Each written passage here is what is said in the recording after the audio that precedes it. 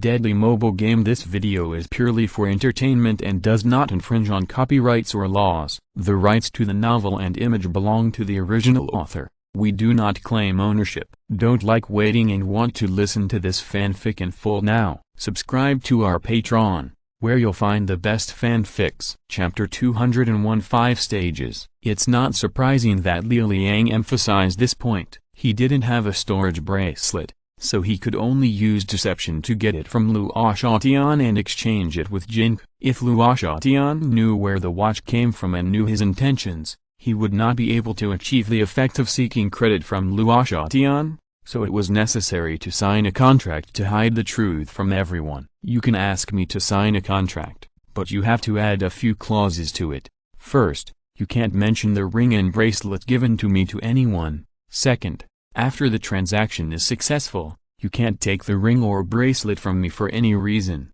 Third, you can't falsely say that I stole the ring and bracelet. Fourth, you can't. Fifth, sixth.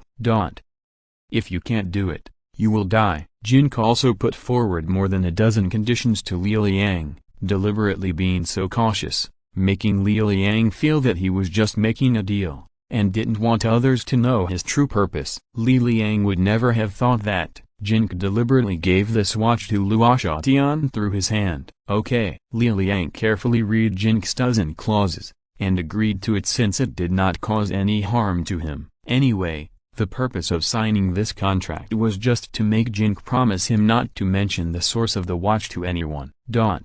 When Luo Ye went to find Luo Ye was about to attend a high-level meeting. Luo Ye knew that Luo Ye had two storage bracelets. One was a D-level white suit with an internal space of 3 cubic meters, and the other was an E-level white suit with an internal space of 1 cubic meter. Luo Ye did not tell Luo Ye the truth, but only asked to borrow Luo Ye's small storage bracelet for a while. Luo Ye lent it to him without thinking much. On weekdays, Luo Ye would inevitably use the storage bracelet when doing things for Luo Ye, and Luo Ye would not worry that he would not return it. After getting the storage bracelet, Luo Ye took off the pair of bullhead rings on his hands. HMPH, you little bastard. I'll let you use it for a few days, and then I'll make you spit out the principal and interest. Luo Ye looked at the pair of bullhead rings with some reluctance, and then he walked quickly to the equipment department.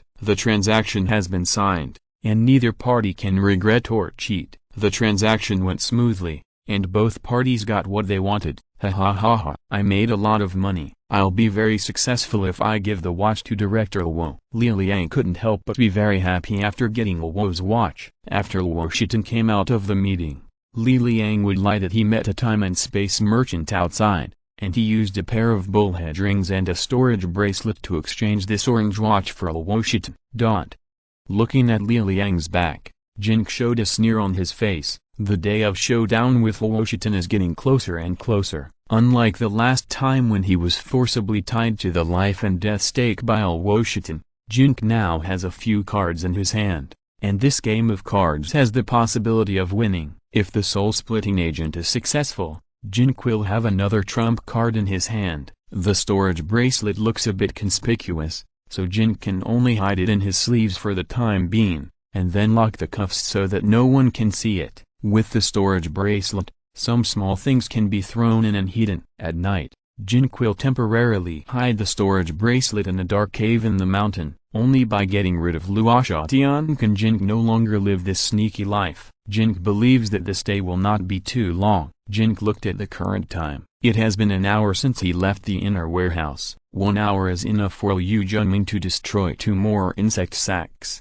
right? Anyway, Jin Ke no longer expects a miracle to happen. Back in the warehouse, there was only one left on the table where there were originally 3 insect sacks. There is another one in the bottle in front of Liu Junming. Jin Ke originally thought that Liu Junming destroyed 2, but now only 1 has been destroyed, which is better than he expected. Sure enough, if you prepare for the worst in any matter, you won't be so devastated. But when he saw this scene, Jin Ke was still extremely angry. He was so angry that he wanted to bang his head against the wall. If he had known that he needed the skills of a pharmacist to make a soul-splitting potion, Jin Ke felt that he should have trained a pharmacist. with his qualifications and luck.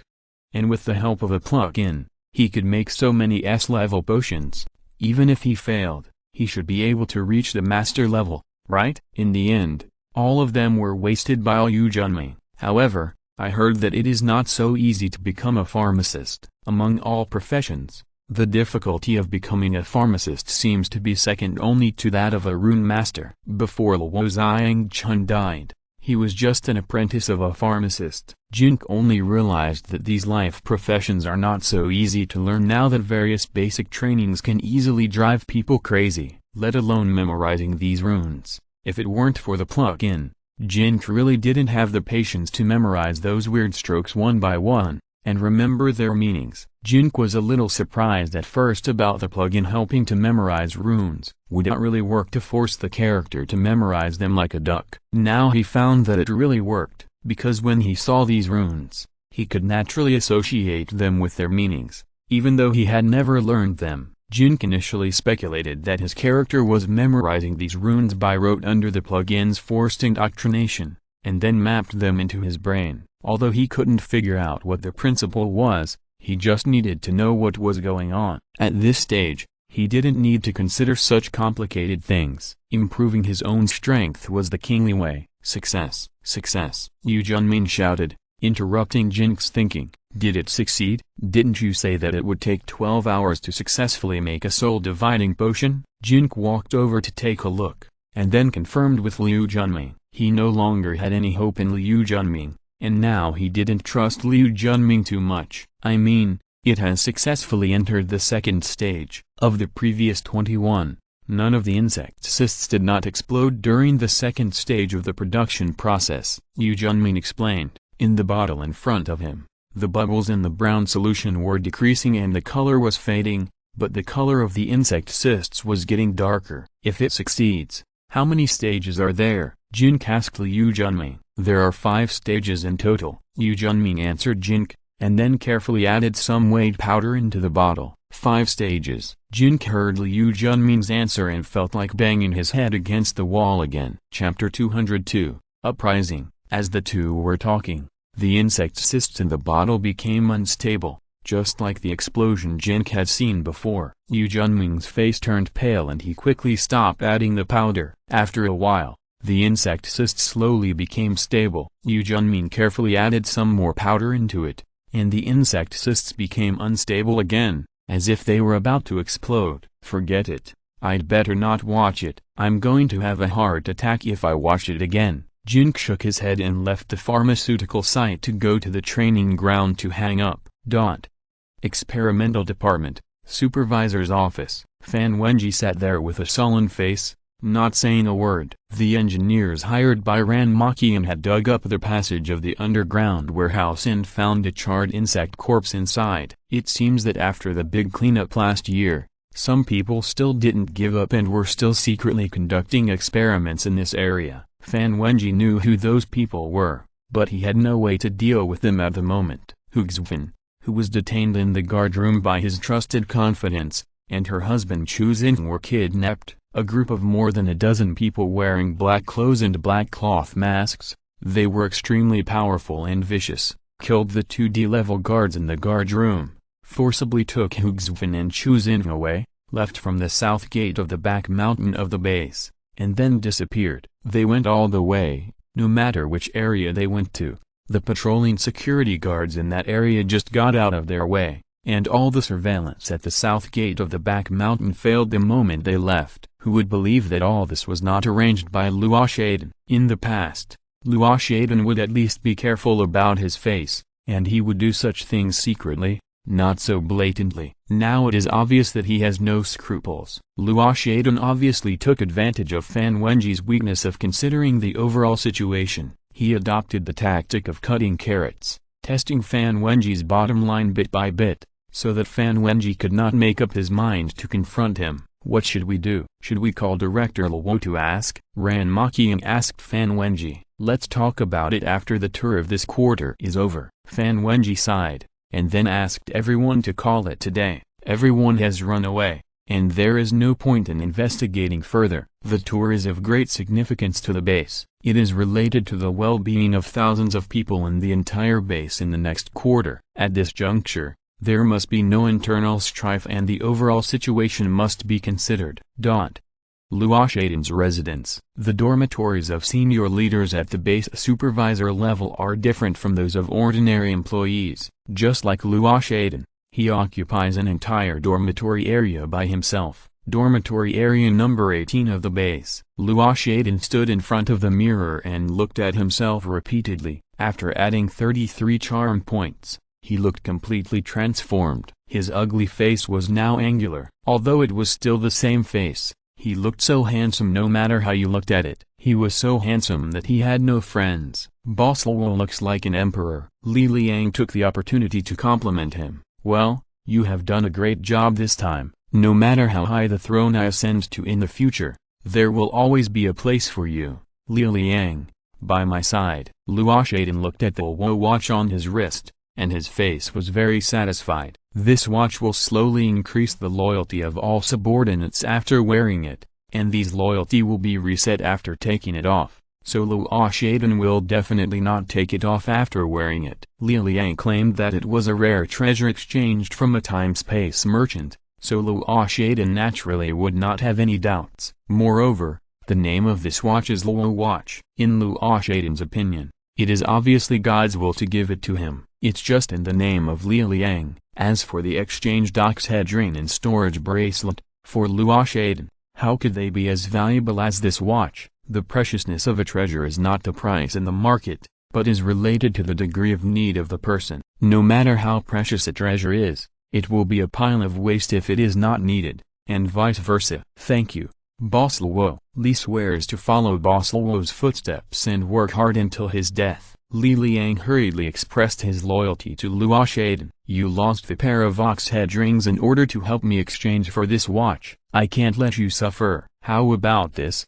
If you have any treasures in my hand, just take them. Luo Ye was in a good mood and waved his hand to give Li Liang a reward. How important are the pair of ox head rings than this watch? If I can exchange for a treasure that makes Director Luo happy, it has already played its greatest value. In addition, I privately replaced Boss Luo's storage bracelet without communicating with Director Luo beforehand, which is a capital crime. Li Liang said modestly. Although Luo Ye told him to take whatever he wanted, he didn't dare to take it casually. What are you talking about? This is a good thing. The appearance of the space-time merchant is limited. After you report to me, if the merchant disappears and the watch is not exchanged, I will punish you. Well, let's put it this way. I have a D-level purple ring that increases attack power. It is a little worse than the pair of bullhead rings. You can use it first. If I find a treasure that suits you later, I will leave you a better one. Luo Ye thought for a while and took off a ring on his hand and handed it to Li Liang. Oh, how can I do this? Li Liang looked flattered.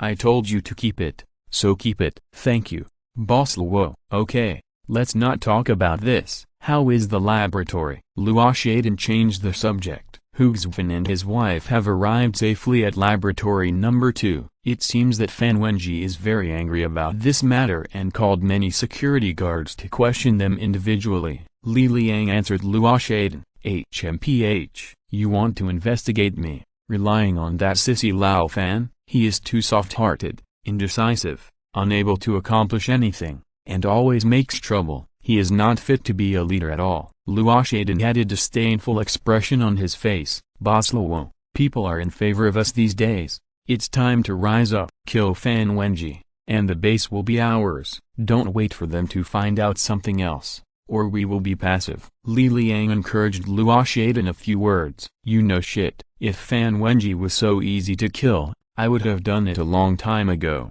Why would I wait for you to tell me? Luo Ye rubbed his forehead vigorously. Who is his background? Why is Director Luo so afraid of him? Li Liang looked puzzled. He has a big background, but you don't need to know these. Luo Ye shook his head. Li Liang was a little depressed, but he didn't ask any more questions. Let's go to laboratory number 2. This operation was very successful. Our Dark Death soldiers have shown strong combat effectiveness in their first attack. Luo Ye took Li Liang to his master bedroom. If you're listening to this novel on a channel other than Fanfic World, it means they downloaded and uploaded it without effort. We cordially invite you to visit our channel, Mundo Fanfic Novelist. There you'll find the original version of this story and you can explore many other novels of various genres. We are waiting for you to immerse yourself in a world of incredible novels. Chapter 203, Horror City. Yes, with this force, we will have no problem fighting the entire base. Li Liang hurriedly followed Luo Ye. You only have this much vision. My goal of establishing the Dark Death Soldier unit is not for this small base. Luo Ye looked disdainful. That's right, we want to be the masters of the Green Plains shelter. Li Liang clenched his fists. Luo Ye rolled his eyes and looked down on Li Liang even more. Boss Luo has great ambitions, and his mind is not something that a small person like me can guess. Li Liang laughed awkwardly twice. My memory imprint has been reminding me that the Terror City is where I, Luo Ye, truly belong. Luo Ye looked straight ahead with burning eyes. That legend is true? Does the Terror City really exist? Li Liang looked puzzled. Only by entering the Terror City can we understand the origin of this world, and the darkness of the night, unify the continent, and save the people. Luo Ye looked righteous. Boss Luo's ideals are really lofty. I always thought. Li Liang stopped talking here. You always thought I was tough, vicious, and killed innocent people? Luo Ye looked back at Li Liang. No, no, no, Li Liang quickly denied. I am indeed tough, vicious, and killed innocent people. Those who achieve great things do not care about trivial matters. For the lofty ideals in their hearts, any sacrifice is worth it. Luo Ye narrowed his eyes. Boss Luo's great sentiments are witnessed by heaven. Li Liang didn't understand why, and instinctively flattered him. Let's go. Luo Ye hit Li Liang on the head, and then took a big step forward. But he didn't notice that his dog just came over and tripped his ankle. With Luo Ye's skills, this situation would not be a problem. He quickly moved his other leg to stabilize his body. Unexpectedly, there was a small stool where his other leg landed. Luo Ye stepped on a corner of the small stool and ended up stepping over the stool. Luo Ye's body completely lost balance. Bang! He fell face down on the floor. Li Liang didn't expect Luo Ye to fall suddenly, and he took a step forward to grab Luo Ye, but he was hit by Luo Ye's heel and lost his balance. Bang! He fell on Luo Ye's body, and his buck teeth just hit the back of Luo Ye's head. What are you doing? Luo Ye's face fell on the floor, and he was a little annoyed. He never thought that Li Liang's buck teeth would bite the back of his head again. Oh my, Boss Luo, I wanted to pull you here, but I couldn't. Li Liang quickly covered his mouth and climbed up to explain to Luo Ye. Woof, woof. I don't know if the dog saw that he had caused trouble, so he ran away. Luo Ye fell and his eyes were full of stars, but in order to maintain his image in front of his subordinates, he still stood up despite the pain on his face. Boss Luo, there is. Li Liang looked at Luo Ye's face and felt that something was wrong. What? Luo Ye also felt something was wrong with his face, as if something was stuck on it. He subconsciously reached out and touched it, then looked at the ground and couldn't help but get angry. It was dog shit. Fuck. Luo Ye rushed to the bathroom in the master bedroom. Bang, boom. Ah. Li Liang heard the sound of his head hitting something in the bathroom, and the sound of his body falling somewhere, and then there were screams. What happened to Boss Luo today? Are you too excited about getting a watch that increases your charm value? You fell twice after walking a few steps. Li Liang hurriedly followed him with a puzzled look on his face. Just as he was about to go into the bathroom to see if Luo Ye was okay, he didn't expect Luo Ye to slam the bathroom door shut. Bang! Li Liang's buck teeth came into close contact with the bathroom door, but the most pitiful thing was his lips. Boom!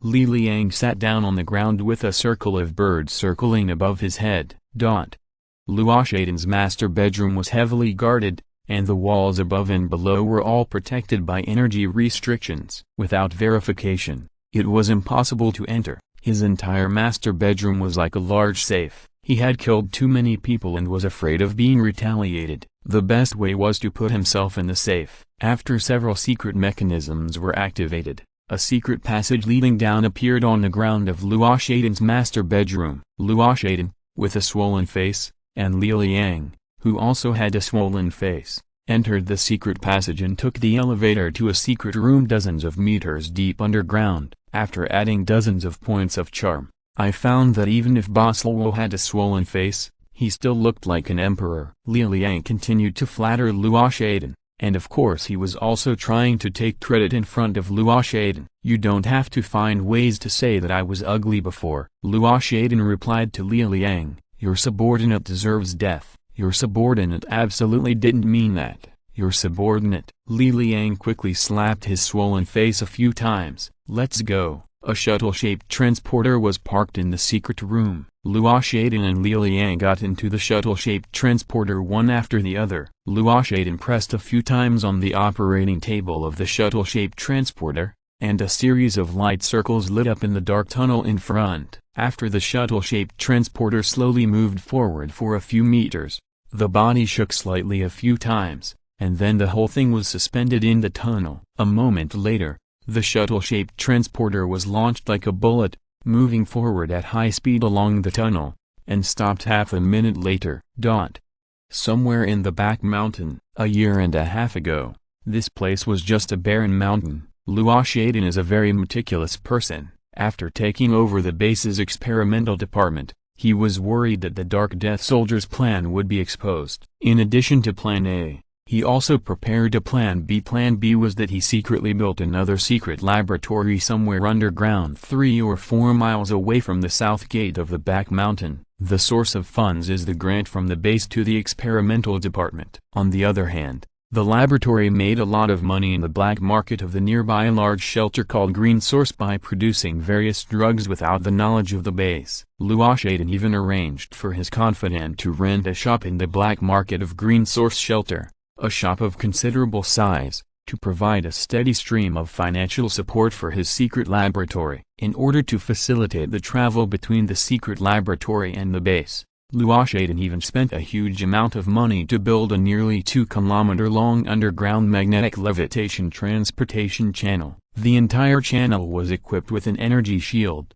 so that even the darkness of the night and the monsters that might appear underground could not destroy this channel. Of course, this channel sometimes transports some important materials back and forth. Xue'er, the director of the base's experimental department, did not know Luo Ye's Plan B or the existence of the secret laboratory in the back mountain before coming here. Chapter 204, Bystanders. What Xue'er didn't expect was that Zhang Fuzhu, the former director of the experimental department, was still alive. Zhang Fuzhu was a big guy, but now half of his face was gone. He wore a half-metal mask and a strange metal hat on his head, which had all kinds of chips inserted in it. In addition, Zhang Fuzhu's 2 legs had been replaced with mechanical prostheses, which made him look like a half-human, half-mechanical monster. I saw you killed by the alien insects with my own eyes. Xue'er was very surprised. Director Luo saved my life. For more than a year,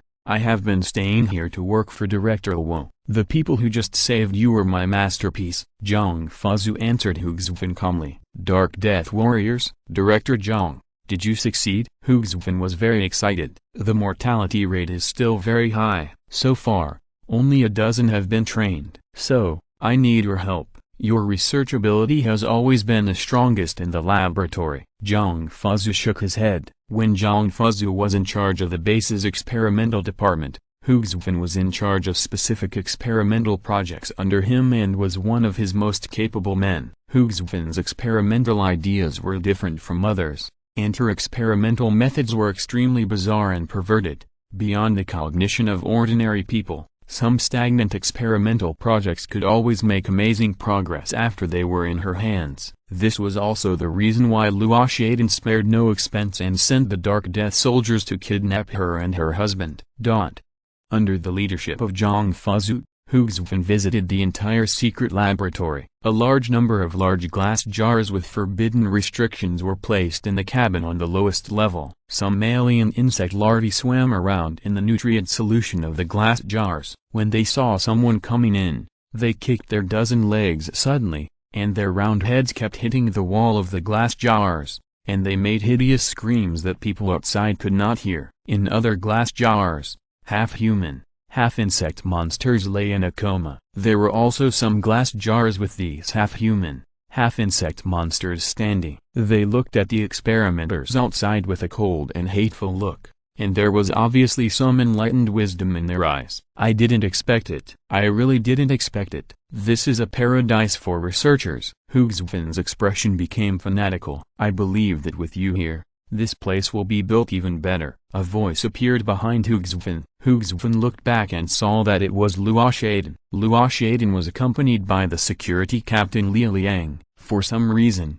both of them had swollen faces, as if they had hit each other in the face. Although Luo Ye's face was swollen, he looked very handsome. I don't know if it was some kind of illusion. Xue'er quickly bowed to Luo Ye and greeted him, thanking him for saving her life, and then said that she would do her best to serve Luo Ye. Zhang Fuzu and the experimenters around him also touched their chests and bowed to Luo Ye. Everyone present here is my counselor and brave general. Your belief is not wrong. Your efforts will definitely be rewarded. Luo Ye announced a few words to the crowd. I am willing to follow the footsteps of Luo Boss forever. Everyone expressed their loyalty to Luo Ye. Sooner or later, I will unify the entire continent, take you into the city of terror, and end the darkness of the night, rebuild our home, make the entire continent a paradise. Luo Ye took a big step forward, stood with his hands behind his back and posed in an extremely cool pose.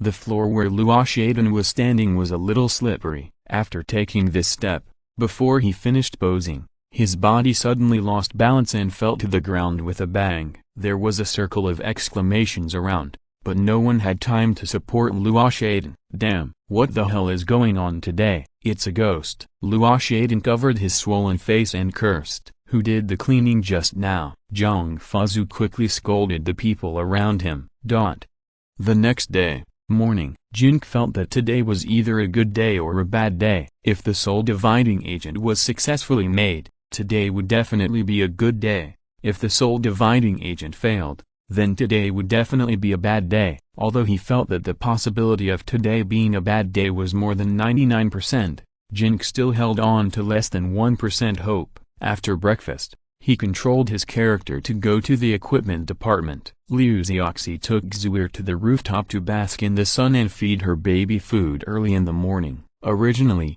Jin could use the game cabin to play games at this time, but he decided to play with his mobile phone, because he felt that playing with his mobile phone would make him feel a little better. When Liu Junmin destroyed 23 insect cysts and still failed to successfully make even one soul-dividing agent, playing with a mobile phone feels more like a bystander, a player, and playing in the game cabin feels like being the person involved. At this sad moment, it is better to be a bystander. Whether you are a bystander or a person involved, you must face what you should face, even if you are heartbroken, even if you want to kill someone. Jin Ke walked into the main door of the equipment department and came to the innermost warehouse. He knocked on the door with a set rhythm, but no one came to open the door. Jin Ke had to repeat the knocking signal again. Still no one opened the door. At this time in the warehouse, Zhang Shidao was lying on a bench with his eyes closed, his mouth wide open, snoring from time to time, sleeping soundly. Liu Junmin's eyes were full of bloodshot under his big dark circles. He looked at the glass jar in front of him with a crazy look. The whole person entered a state similar to the unity of man and nature, and was unaware of all the sounds from the outside world. Jin Ke didn't know what happened in the warehouse. He couldn't knock on the door, so he had to leave the warehouse, and then walked to Zhang Shidao's dormitory in the equipment department prison with some doubts to see if Zhang Shidao was staying in the dormitory. The door was ajar, and there was no one inside when he pushed it in. This was originally an empty office, but was temporarily converted into a bedroom for the prisoner Zhang Shidao to sleep. The furnishings inside were simple, with only a bed and a table. There were some messy things on the table, and the drawer under the table was open, and a small photo frame could be seen upside down inside. Jin Ke subconsciously controlled the character to touch the small photo frame with his hand, and the character automatically picked up the small photo frame and turned it over. There was a photo of a very beautiful young woman inside. I don't know if it was a photo of Zhang Shidao's wife or his daughter, The photo frame was worn out a bit, as if it was often held in someone's hands. Looking at this photo, Jin Ke was faintly touched in his heart, like some kind of faint sadness. Chapter 205, Powerful Soul-Separating Potion. At this moment, Jin Ke suddenly felt that he could no longer treat these so-called NPCs as NPCs. In fact, they were not NPCs at all. They lived in this game world, each with their own life and memories. Just like the people in this photo frame, for them, if they lost it, they would never come back. Even if they looked at it every day, it was just some fragments of memory that they tried hard to save. Life is short, and some friendships and family ties should be cherished. Suddenly, Jin Ke's understanding of life became open-minded. He felt that no matter whether the soul-splitting agent was successfully made today, he should not blame the two old men, because they had already tried very hard to help him. After sorting out his mood, Jin Ke left Zhang Shidao's room, closed the door for him, and then went to the warehouse with the worn-out equipment, turned on the plug-in to trim the equipment. Of course, while repairing the equipment, he used the plug-in to let the character recite runes. Jin Ke took his phone upstairs, came to the rooftop platform, sat next to Luo Ye, watched her feed Xue'er, and then made Xue'er laugh together. He didn't want to be like Zhang Shidao one day when he was old, and could only look at Xue'er's photo and reminisce. Xue'er is very happy to see you. After all, you are my biological father. Blood is thicker than water. Luo Ye said a few words beside him. Jin Ke didn't say a word. He didn't tell anyone in the villa that Xue'er was picked up by him. Look at this little nose and mouth. It looks so much like you. Luo Ye continued to say a few words. Jin Ke glanced at Xue'er. After Luo Ye said this, he really felt that Xue'er seemed to be a little bit like him, and then a little bit like Luo Ye. Just a feeling, right? Blood relationship? It's impossible. He and Luo Ye have never even held hands. Children are like this. They look like whoever they are said to look like. Isn't it often reported that a child born looks like the neighbor's old wang? The father of the child rushed to do a DNA test to confirm that it was his own child. Then, his wife ran away in anger. No matter what, even if there is no blood relationship, Xue'er is already a part of his life. Inseparable. He wants to accompany Xue'er and watch her grow up happily and healthily.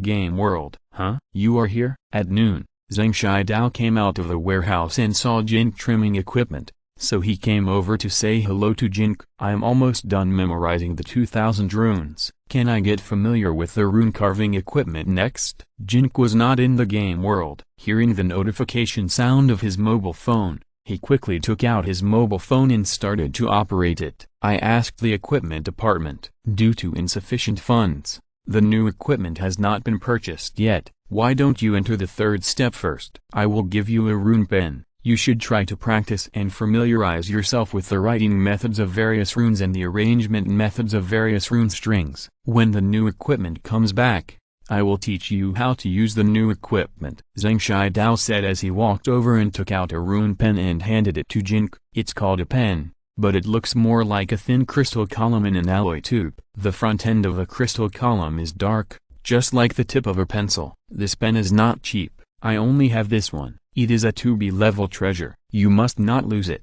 Zhang Shidao told Jin Ke a few words. No, I will keep this 2B well and return it to master after practicing. Jin Ke nodded. My cultivation is not good enough. To use this rune pen, I must frequently charge it on the rune carving equipment. If a rune master has broken through to the first level of energy cultivation, he can detach from the rune carving equipment and use the energy in his body to charge it. Unfortunately, I have practiced for decades and have not been able to break through. Zhang Shidao muttered a few words. Oh? Jin Ke's eyes lit up. His energy cultivation has broken through to the first level.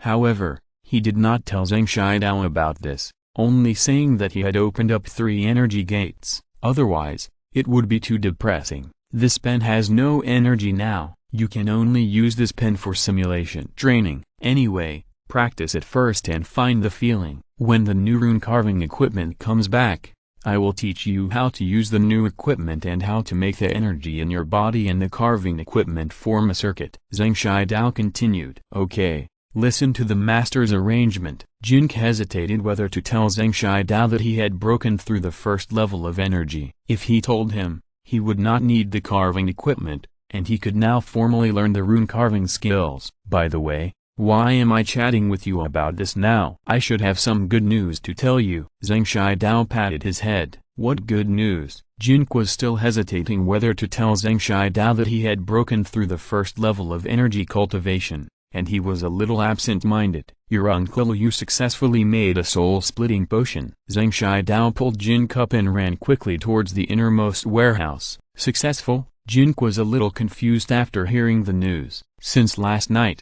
he had given up hope on this matter, and now he was told that it was successful. Zhang Shidao came out because he was hungry after waking up, and wanted the staff outside to bring him 2 lunches. At this time, he didn't care about it, so he pulled Jin Ke to the innermost warehouse, took out his ID card, unlocked the door and entered the warehouse. At this time, Liu Junming was still standing in front of the medicine table, holding an empty medicine bottle in his hand, staring at the glass container in front of him, watching the changes in the insect cyst inside. It was also the last insect cyst. This is a finished potion, which was successfully made this morning. Zhang Shidao opened a metal cabinet on the wall of the warehouse and carefully took out a small bottle from it. Jin Ke took the small bottle and enlarged it on the screen of his mobile phone. There was about 2 milliliters of black liquid in the bottle. The liquid was very thick, so thick that it had formed a hole, and it seemed to be beating inside,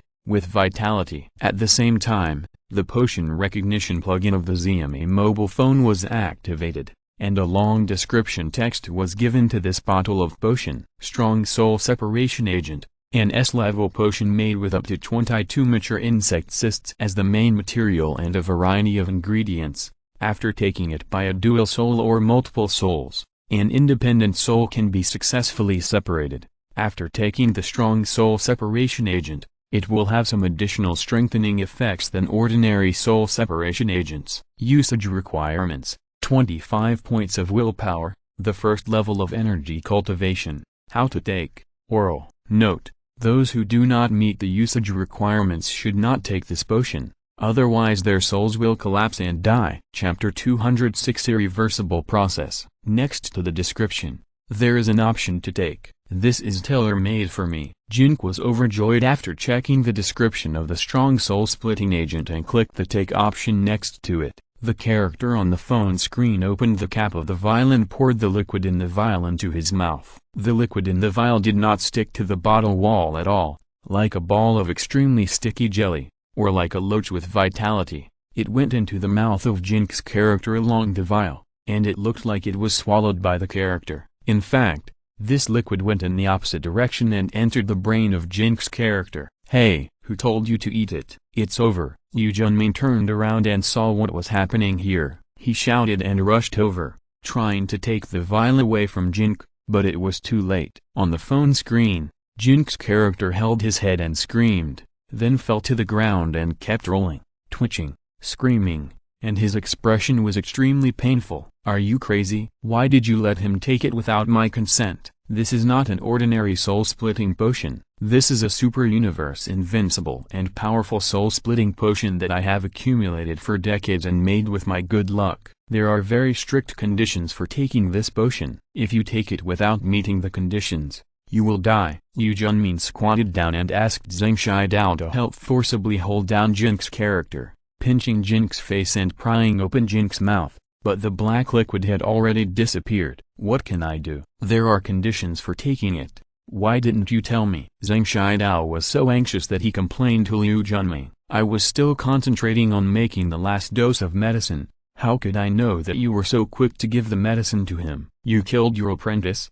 Don't blame me. Liu Junming hurriedly shirked responsibility. What are the conditions for taking it? Why do you only tell me half of the story? You should have told me all the precautions before making this potion, otherwise, such a mistake would not have happened. Zhang Shidao continued to complain about Liu Junming. Before this, I didn't know that I would make this super-universe invincible and powerful soul-dividing potion. How did I know that I was so lucky? My character was so good, my medicine-making skills were so invincible. Yu Junming looked very innocent. You just said that it was an invincible universe super powerful soul-dividing potion. How come it has become a super-universe invincible and powerful soul-dividing potion now? Zhang Shidao pointed out the loophole in Liu Junming's words very sharply. Well, actually, I'm not very clear. Anyway, the quality and efficacy of this medicine are much stronger than ordinary soul-dividing potions. The requirements for willpower are extremely high,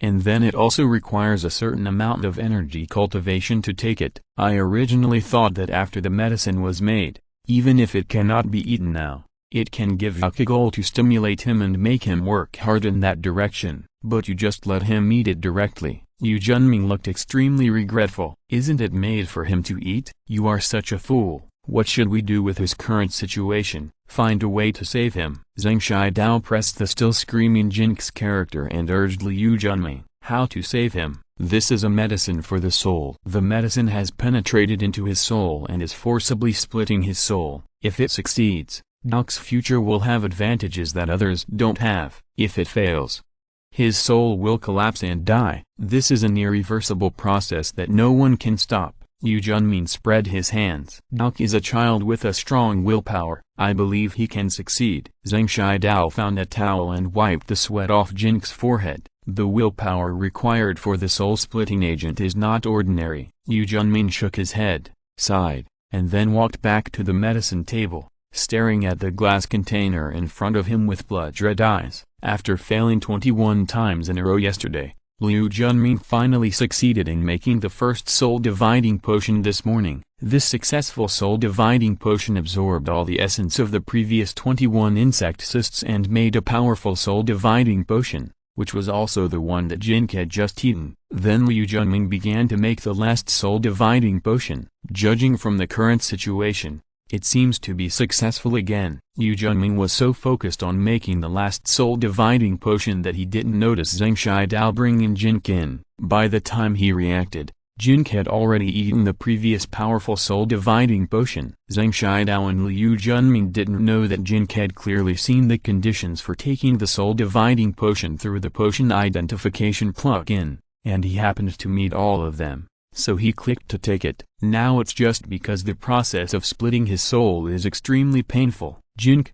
who was standing in front of the mobile phone screen, couldn't help but secretly feel lucky when he saw the character screaming. Fortunately, he didn't take the potion in the immersive experience of the game cabin.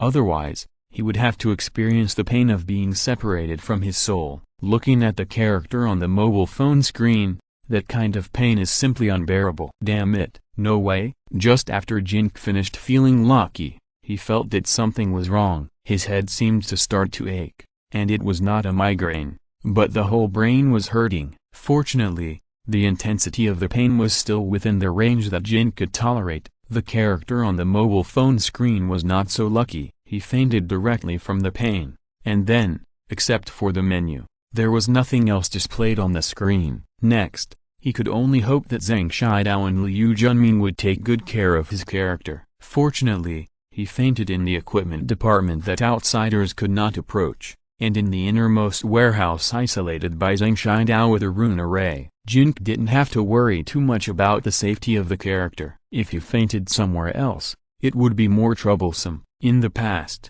Jin Ke, like other players, thought that the character's dormitory would be safer. After the last alien insect invasion, Jin Ke felt that the dormitory was not safe. He had planned to dig a hole in the mountain. If the character wanted to sleep, he would sleep in the dug hole to avoid being attacked at night and not having time to react. If you want to make your character safer, you can only improve your strength as soon as possible and become stronger. Only by becoming stronger than the enemies around you and killing them one by one can you be truly safe. Compared with Zhang Shidao and Liu Junming's concerns that he would die of soul collapse, Jin Ke himself is not very worried about this. The plugin has given the conditions for taking the soul-splitting agent, and his character just meets these conditions. Screaming, coma, and when you wake up, the soul should be successfully split, right? I am really looking forward to it. Chapter 207, Soul of the Insect. Jin Ke originally thought that his character would be unconscious for at least a whole night and would not wake up until the next morning. What he did not expect was that after only a dozen minutes,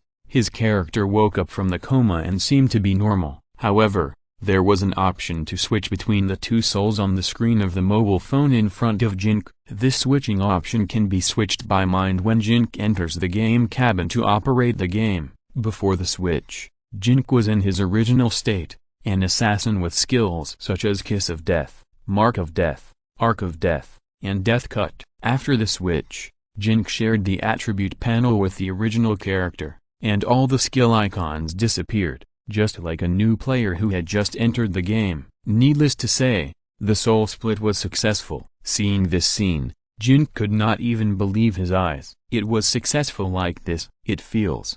It seems a little too simple, right? When the protagonists in fantasy and fairy tale novels upgrade their realm, there are always thunder and lightning, earthquakes and various strange phenomena. The scene of his successful soul-splitting seems too understated. Even if he was unconscious for a whole night, it would give people a more formal feeling. After confirming that his soul-splitting was successful, more than 10 seconds later, Jin Ke was ecstatic in his heart. There is an additional blank character that can be quickly switched, and the switching is extremely fast. Without any delay, press the switch button to switch, and press it again to switch back. It must be faster to switch with the mind in the game cabin operation. If the switching process is too slow, it will lead to not daring to switch easily during the battle. But if it can be switched instantly, there is no need to worry about the stiffness caused by the switch in the battle. The cooperation of the two professions can combine more moves that the opponent cannot defend against. After the second profession is opened,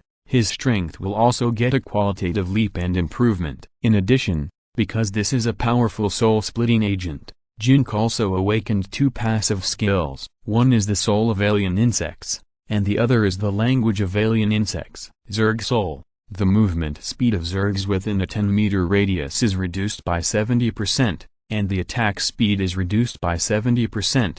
In addition, the roar can make you immune to and reflect all Zerg soul attacks. This is good. Zerg also have soul attacks? Why didn't the Zerg source body that parasitized Jalbo launch a soul attack last time? Is it because of the deformed body? Jin couldn't help but be a little confused. Of course, Jin didn't know that the Zerg source body that parasitized Jalbo was originally preparing to release the soul attack of the soul-dividing puppet to deal with Jin, but at the critical moment, Jalbo took back the body, causing the soul-dividing puppet to enter the cooling period without being released. Of course, normal Zerg source bodies are not that weak. If they are not deformed bodies, normal Zerg source bodies generally have several very powerful soul attack skills, and the main attack method of normal Zerg source bodies is soul attack, and the claw attack is only an auxiliary attack method. The damage caused by the soul attack output accounts for at least more than 70% of the damage output of the Zerg source body. The soul attack skills of the Zerg are somewhat similar to spell attacks,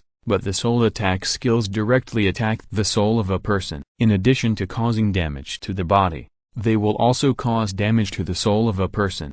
Equipment that protects against spell damage will have its defense effect halved when facing the soul attack of the Zerg. In the big cleanup operation a year ago, more than 1,000 people died in the base, and most of them died from the soul attack of the Zerg. Even the 5 members of the first echelon of the base's elite group suffered a great loss when facing the soul attack of the Zerg. If the base master had not launched the big cleanup operation in time, it is possible that elite group members Fan Wenji, Luo Ye and others would die from the soul attack or claws of the Zerg. After Jin Ke has this passive skill of Zerg Soul, he will be much calmer when facing the Zerg again. Being immune to the soul attack of the Zerg will make the powerful soul attack of the Zerg useless in front of him. It is the prerequisite for immunity. I don't know what the roar is. The second passive skill is called Zerg Voice, language of Zerg.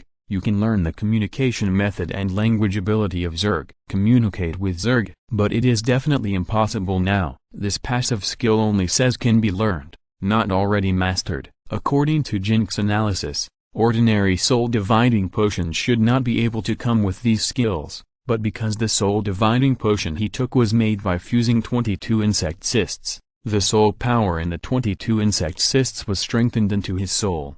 allowing him to possess the passive skills of Soul of Zerg and Language of Zerg, which is not surprising. With these two skills, Jin Ke will have the strength to fight against Zergs, even if they are very high-level ones. In the future, even if he can't beat them, he can just roar a few times and run away. "Doc, are you okay?" Zhang Shidao and Liu Junming found that Jin Ke had woken up and quickly surrounded him. "Thank you Uncle Liu and Master, I succeeded in dividing my soul." Jin Ke announced the good news to Zhang Shidao and Liu Junming. "Congratulations." Zhang Shidao patted Jin Ke's shoulder. Liu Junming had been talking about the soul-splitting agent in his ear for many years. He certainly understood what effect the dual soul and multi-soul bodies like Liu Junming and Jin Ke would have on their strength after successfully splitting their souls. It can be said that for ordinary people, dual soul and multi-soul bodies are waste physiques before the soul splitting, and after the soul splitting, they become enviable genius physiques. The difference between waste and genius is before and after the soul splitting. Although his apprentice Jin Ke has a multi-soul body,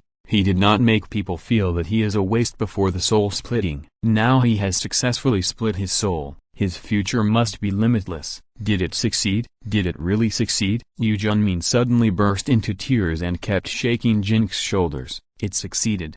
It really succeeded. Jin confirmed to Liu Junming. Although he always felt that Liu Junming was hiding some secrets, he did help Jin Ke a lot in this matter. If it weren't for him, Jin Ke wouldn't know that he had multiple souls, nor would he know that he needed high-level medicines such as Soul Separation Agent to unleash his character's maximum potential. Moreover, without Liu Junming's persistence and accumulation over the past few decades, he wouldn't have been able to obtain this powerful Soul Separation Agent, which allowed him to successfully separate his soul and gain 2 more skills. Chapter 208 A Roar. The 2 old men in front of him really helped him a lot. At a certain moment, Jin Ke really had the urge to treat them as relatives, instead of just treating them as NPCs that could be used as he did when he first met them. Of course, Jin Ke now knows that they are not the common NPCs in ordinary games, because this game may not be a game at all. "Can you switch to another soul now?" Liu Junming asked Jin Ke again after calming down a little. "Yes." "What profession do you plan to let this soul do part-time?" Liu Junming asked again. "Mage." Jin Ke had already decided when he knew that he had multiple souls. It's difficult to train a mage in the early stage, but your situation is different. You can use assassins to raise mages. It's just, there doesn't seem to be a place to switch to mages in the base,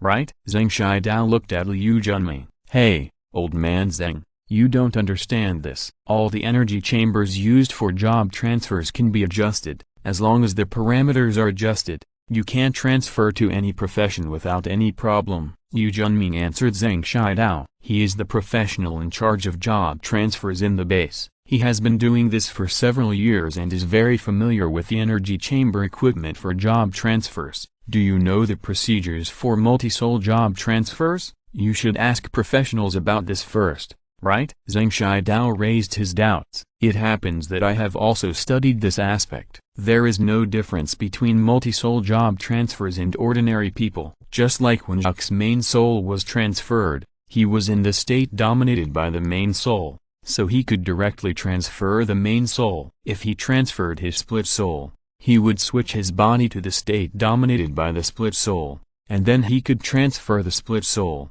In principle, it is the same as ordinary people." Liu Junming answered Zhang Shidao. "Aren't you familiar with the Great Wizard? I think you should ask him about this matter." Zhang Shidao was still a little worried. "Your words remind me that when Xue'er changes his job to a mage, it's best to let the Grand Mage protect him to prevent Luo Ye's people from coming to play tricks. Although they probably won't do this openly, we still have to be on guard. If you want the Grand Mage to protect Xue'er, I guess he will put forward a condition in exchange." Liu Junming looked at Jin Ke hesitantly, obviously wanting Jin Ke to ask him what is the condition. What is the condition? Jin Ke decided to give Liu Junming this face so that he could say the following words more easily. "Let the Grand Mage accept you as his apprentice." "Old Zhang, don't have any ideas. You are Xue'er's master of the life profession, and the Grand Mage is Xue'er's master of the combat profession. There is no conflict. But Xue'er still has to make his own decision on all this." Liu Junming proposed to Jin Ke. "What do I think?" The Grand Mage is willing to accept Zhao as his apprentice. It is Zhao's good fortune. I can't wait to be happy. Zhang Shidao shook his head to show his position. Jin Ke did not speak. Although Zhang Shidao said so, his expression still seemed a little disappointed. When Liu Junming continued to refine the last soul-dividing potion, Jin Ke ran to Zhang Shidao's room next to him and lay down, then switched to the game cabin operation mode and re-entered the game. The soul-dividing switching was just as expected, and it could be operated by mind control. The switching speed was very fast and there was no sense of stagnation at all. In this way, it was feasible to switch professions in battle. Jin Ke had a total of 7 souls, plus the main soul, a total of 8 professions. The future development is limitless. After trying the game cabin operation mode to switch souls, Jin Ke returned to the innermost warehouse, ready to say hello to Zhang Shidao and Liu Junming before going to the AFK training.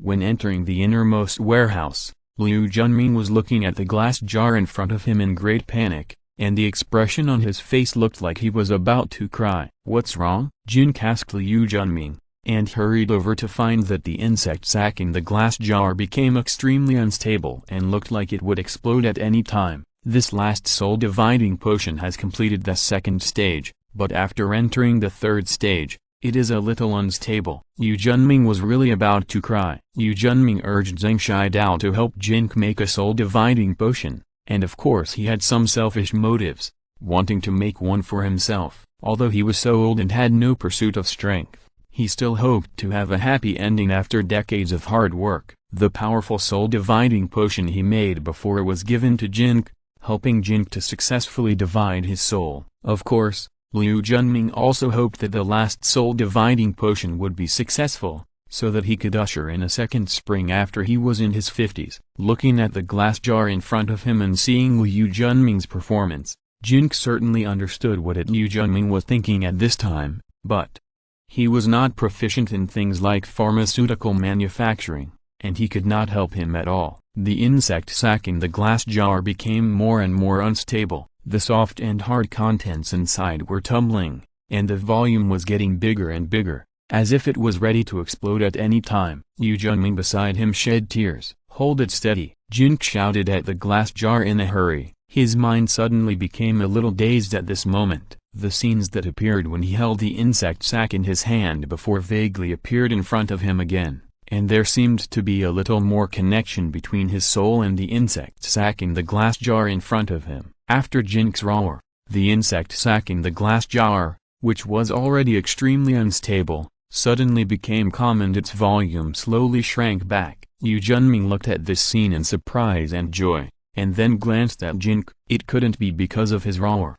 right? But how could it be such a coincidence? Jin Ke was originally going to go to the AFK training, but he didn't expect that his roar helped Liu Junming calm down the insect sac that was about to explode. Jin Ke didn't think this was a coincidence. He analyzed that it should be his alien insect soul skill that played a role and formed a certain connection with the insect sac in the glass jar, which helped stabilize the insect sac. In this case, Jin Ke decided not to go to the AFK training, but to help Liu Junming refine the medicine here, and strive to make him successfully make a soul-dividing agent. Otherwise, he would owe Liu Junming a big favor. I don't know if Jin Ke's roar worked. Anyway, in the next few stages, the insect sac has been lying quietly in the medicine liquid, and the volume has gradually shrunk. Finally, this insect sac also condensed into a small ball of gel-like medicine, which is much smaller than Jin Ke's powerful soul-dividing agent.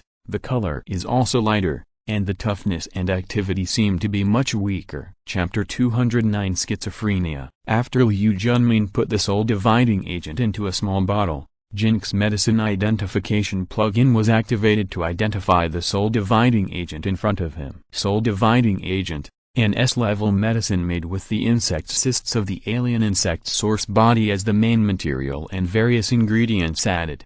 After taking it by a double soul or multiple souls, an independent soul can be successfully separated. Usage requirements: 15 points of willpower. How to take. Oral. Note: those who do not meet the usage requirements should not take this medicine. otherwise their souls will collapse and die. The usage requirements of ordinary soul-dividing agents are obviously much lower than those of powerful soul-dividing agents, but it does not seem to have any additional strengthening effects. What is the willpower attribute of Uncle Liu? Jin Ke asked Liu Junming. 17 points. I should be able to take this soul-dividing agent. I have consulted professionals in this field before. Ordinary soul-dividing agents should be able to be taken with a willpower of more than 10 points. Liu Junming looked at the soul-dividing agent in front of him, and a very fanatical expression appeared on his face. 12 points? You'd better find out before you try. If you can only take it at 18 or 19,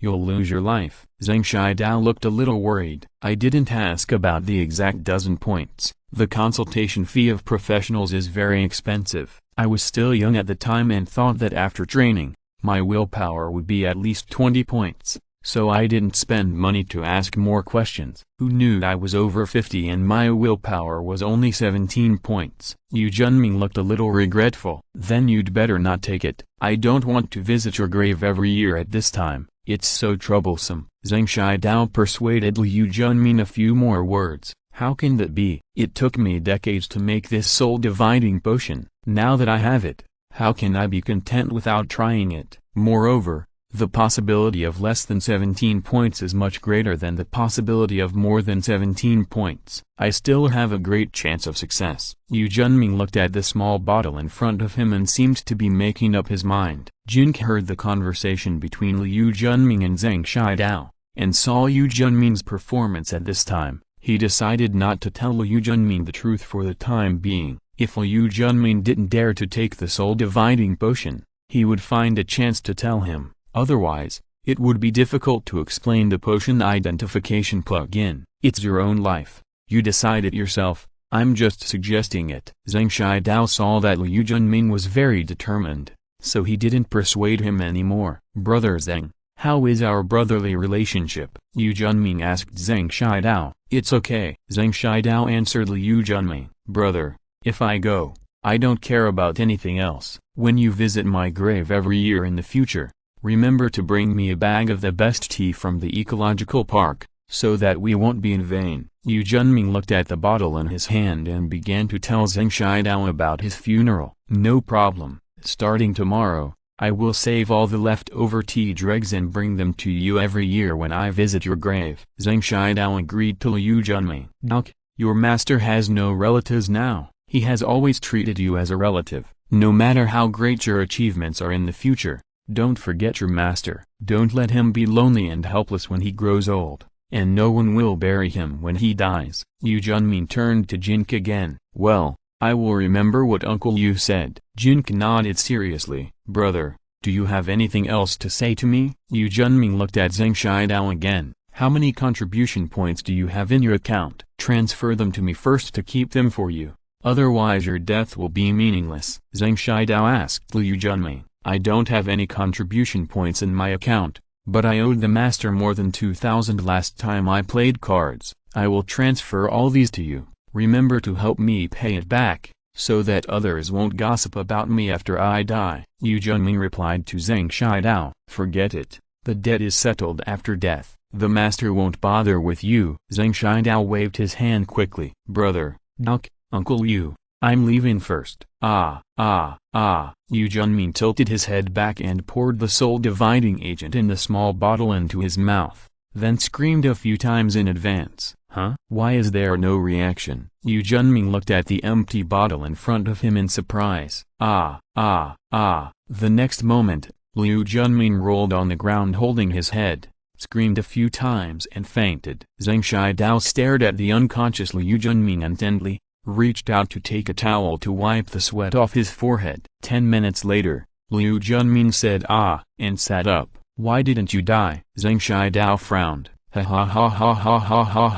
I, Liu Junming, successfully split my soul. Yesterday I successfully broke through the bottleneck and became a senior pharmacist respected by the world. Today I successfully split my soul again, and I can have 2 professions. It seems that I will soon pretend to be awesome and slap people in the face, unify the world, and reach the peak of my life. Liu Junming stood up and laughed wildly. Duck, Is soul division similar to schizophrenia? Zhang Shidao asked Jin Ke. It's possible. Jin Ke nodded. Brother Zhang, I will protect you from now on. Liu Junming turned around and patted Zhang Shidao on the shoulder, and promised him solemnly, get lost.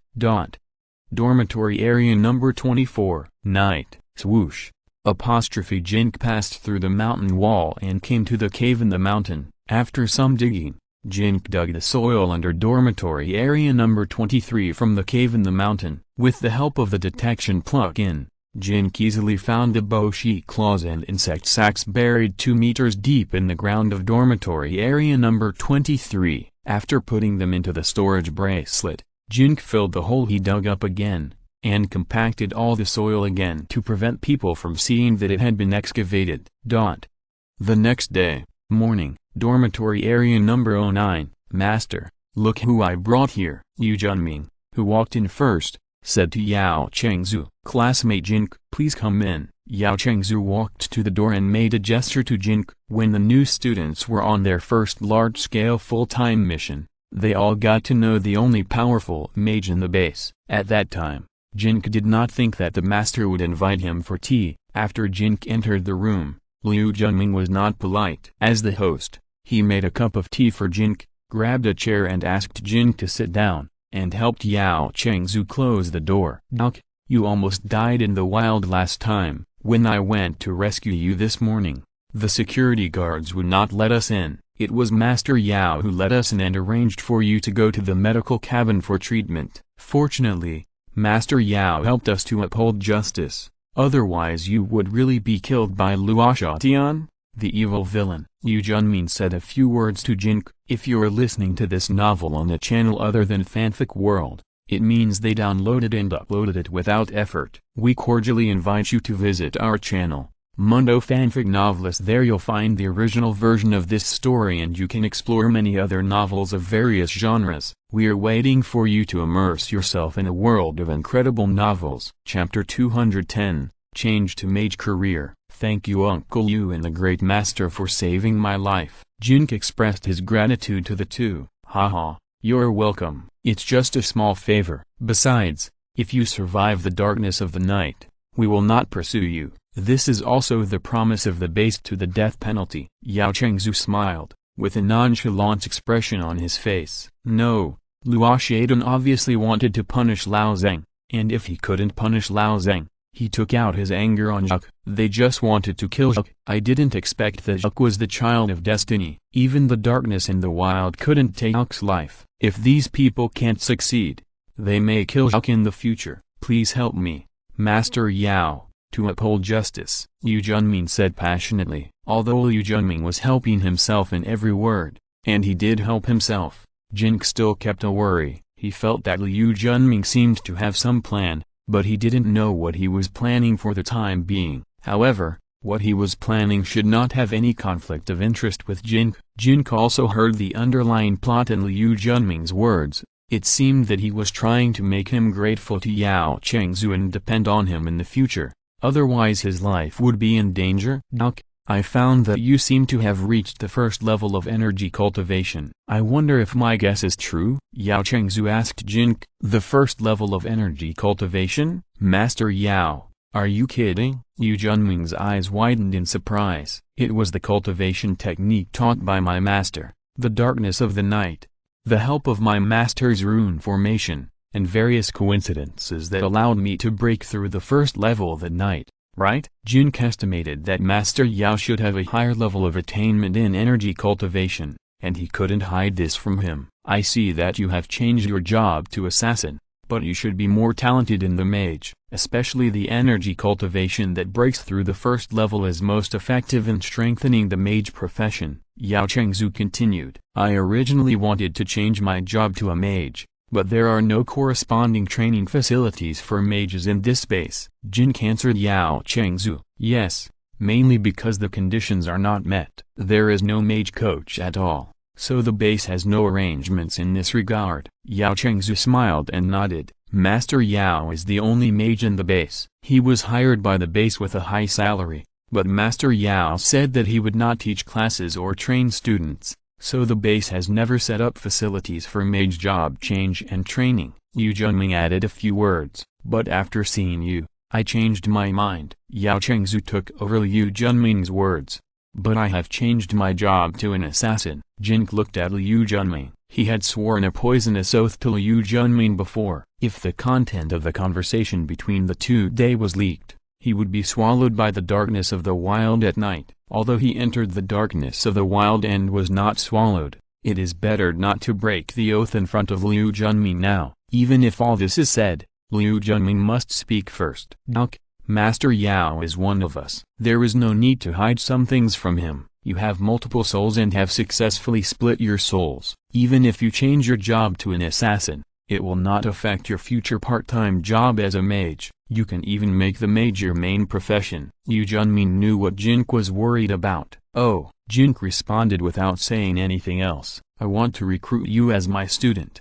My only student. I will take time out every day to give you individual guidance and training on the mage profession. What do you think?" Yao Chengzu took the initiative to propose to Jin Ke. "Duck, this is a good opportunity. Master Yao is much better than your master in energy cultivation. If he accepts you as his apprentice, you will definitely achieve something in the mage profession in the future." Liu Junming helped to persuade Jin Ke. "I haven't successfully split my soul yet." Jin Ke changed the subject. "Please come this way." Yao Chengzu stood up and motioned Jin Ke and him to enter the room inside. Obviously, in order to help Jin Ke successfully change his job to a mage, Liu Junming and Yao Chengzu moved the energy cabin and a full set of equipment for the job change to Yao Chengzu's dormitory. Changing jobs here does not have to worry about Luo Ye interference. Jin Ke is using the mobile phone operation mode at this time. When changing jobs, he will be sealed in the energy cabin for about 10 hours. The immersive experience is too uncomfortable.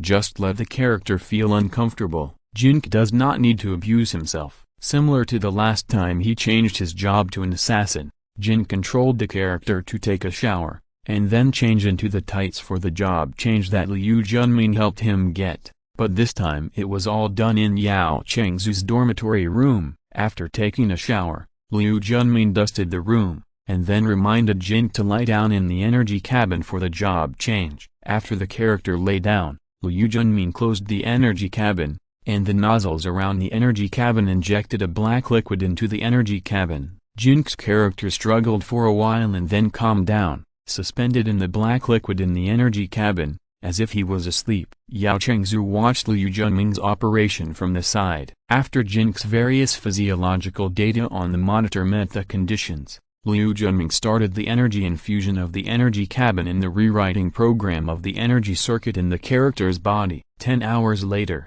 Jin Ke's soul will officially change to the mage profession. Master Yao, Duck has a good heart, but a strong personality. You should be more tolerant after accepting him as your apprentice. Liu Junming said a few words to Yao Chengzu like a parent handing his child over to a teacher. Geniuses are more individual. People without personality will have a limit in the future. People with personality will continue to break through the limit. We need such people. Yao Chengzu looked indifferent. What if he doesn't want to join us? Liu Junming expressed his concerns. Step by step, when he gradually understands the truth of this world, I believe he will choose who to stand with. Yao Chengzu answered Liu Junming. Since the mage said so, I am relieved.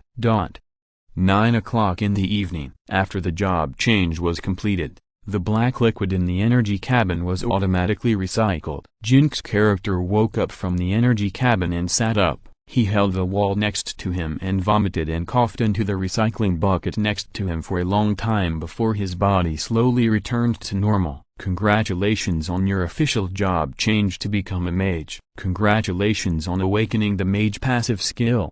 Evil Dr. Poison Heart. Evil Dr. Poison Heart. Normal attacks and skills will carry a poisoning effect of basic attribute weight times skill level times 1 points of spell damage, and stack 1 layer of poison mark, enemy, or a healing mark, friendly, up to 5 layers. If the target body does not have another mark stacked within 10 minutes, the mark will automatically dissipate 1 layer. Cool down time, none. Energy consumption, none. Chapter 211 Arbitration of Good and Evil. Congratulations on awakening the mage active skill.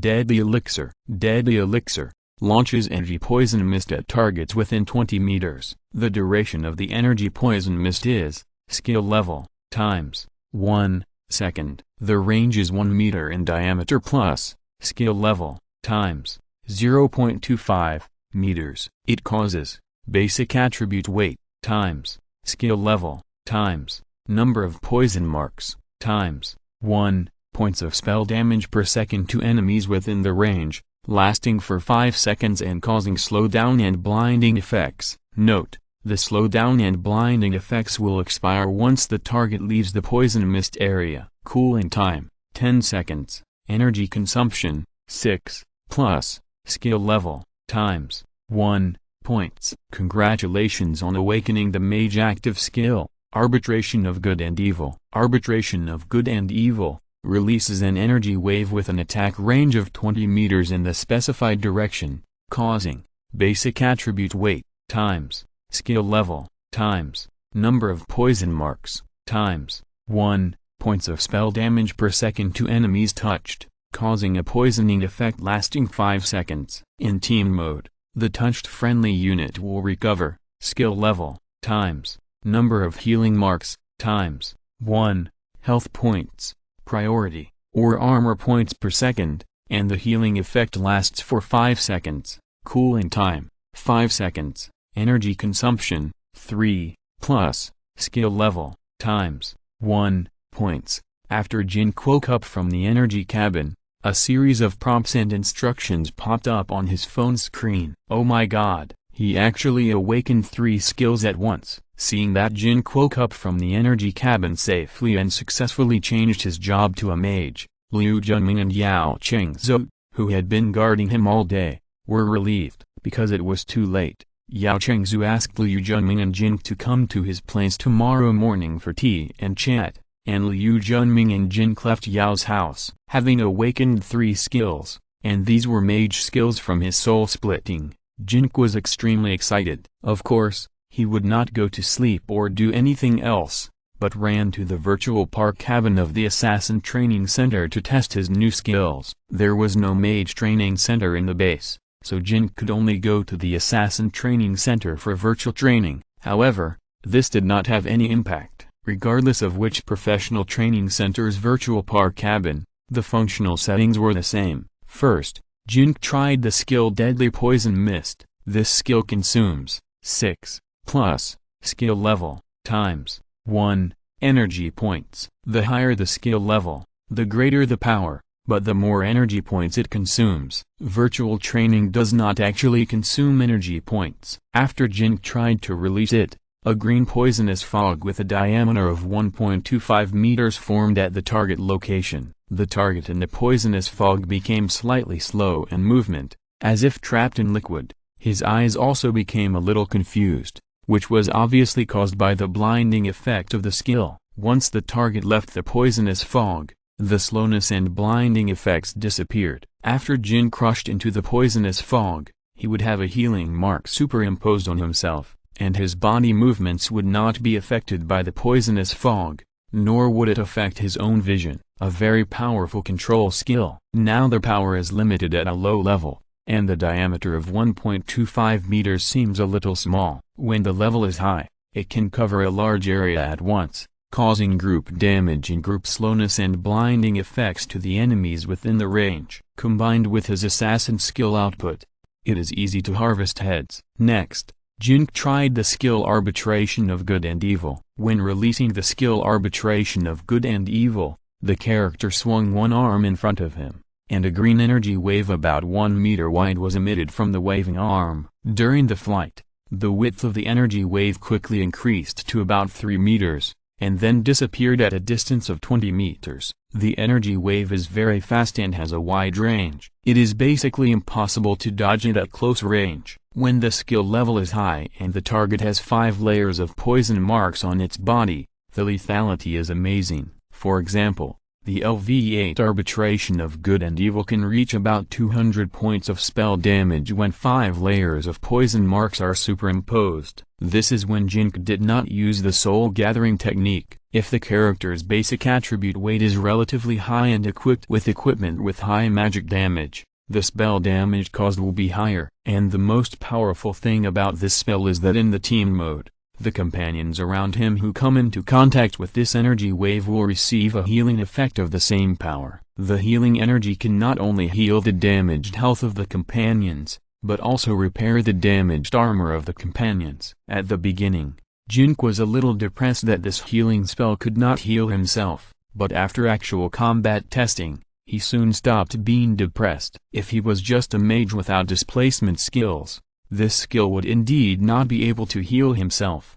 But he is also an assassin with displacement skills. Although the energy wave flies faster, it takes about 0.2 to 0.3 seconds to fly a distance of 10 meters, and it takes about 0.5 seconds to fly a full distance of 20 meters. After Jin Ke split his soul, the switch between professions is instant.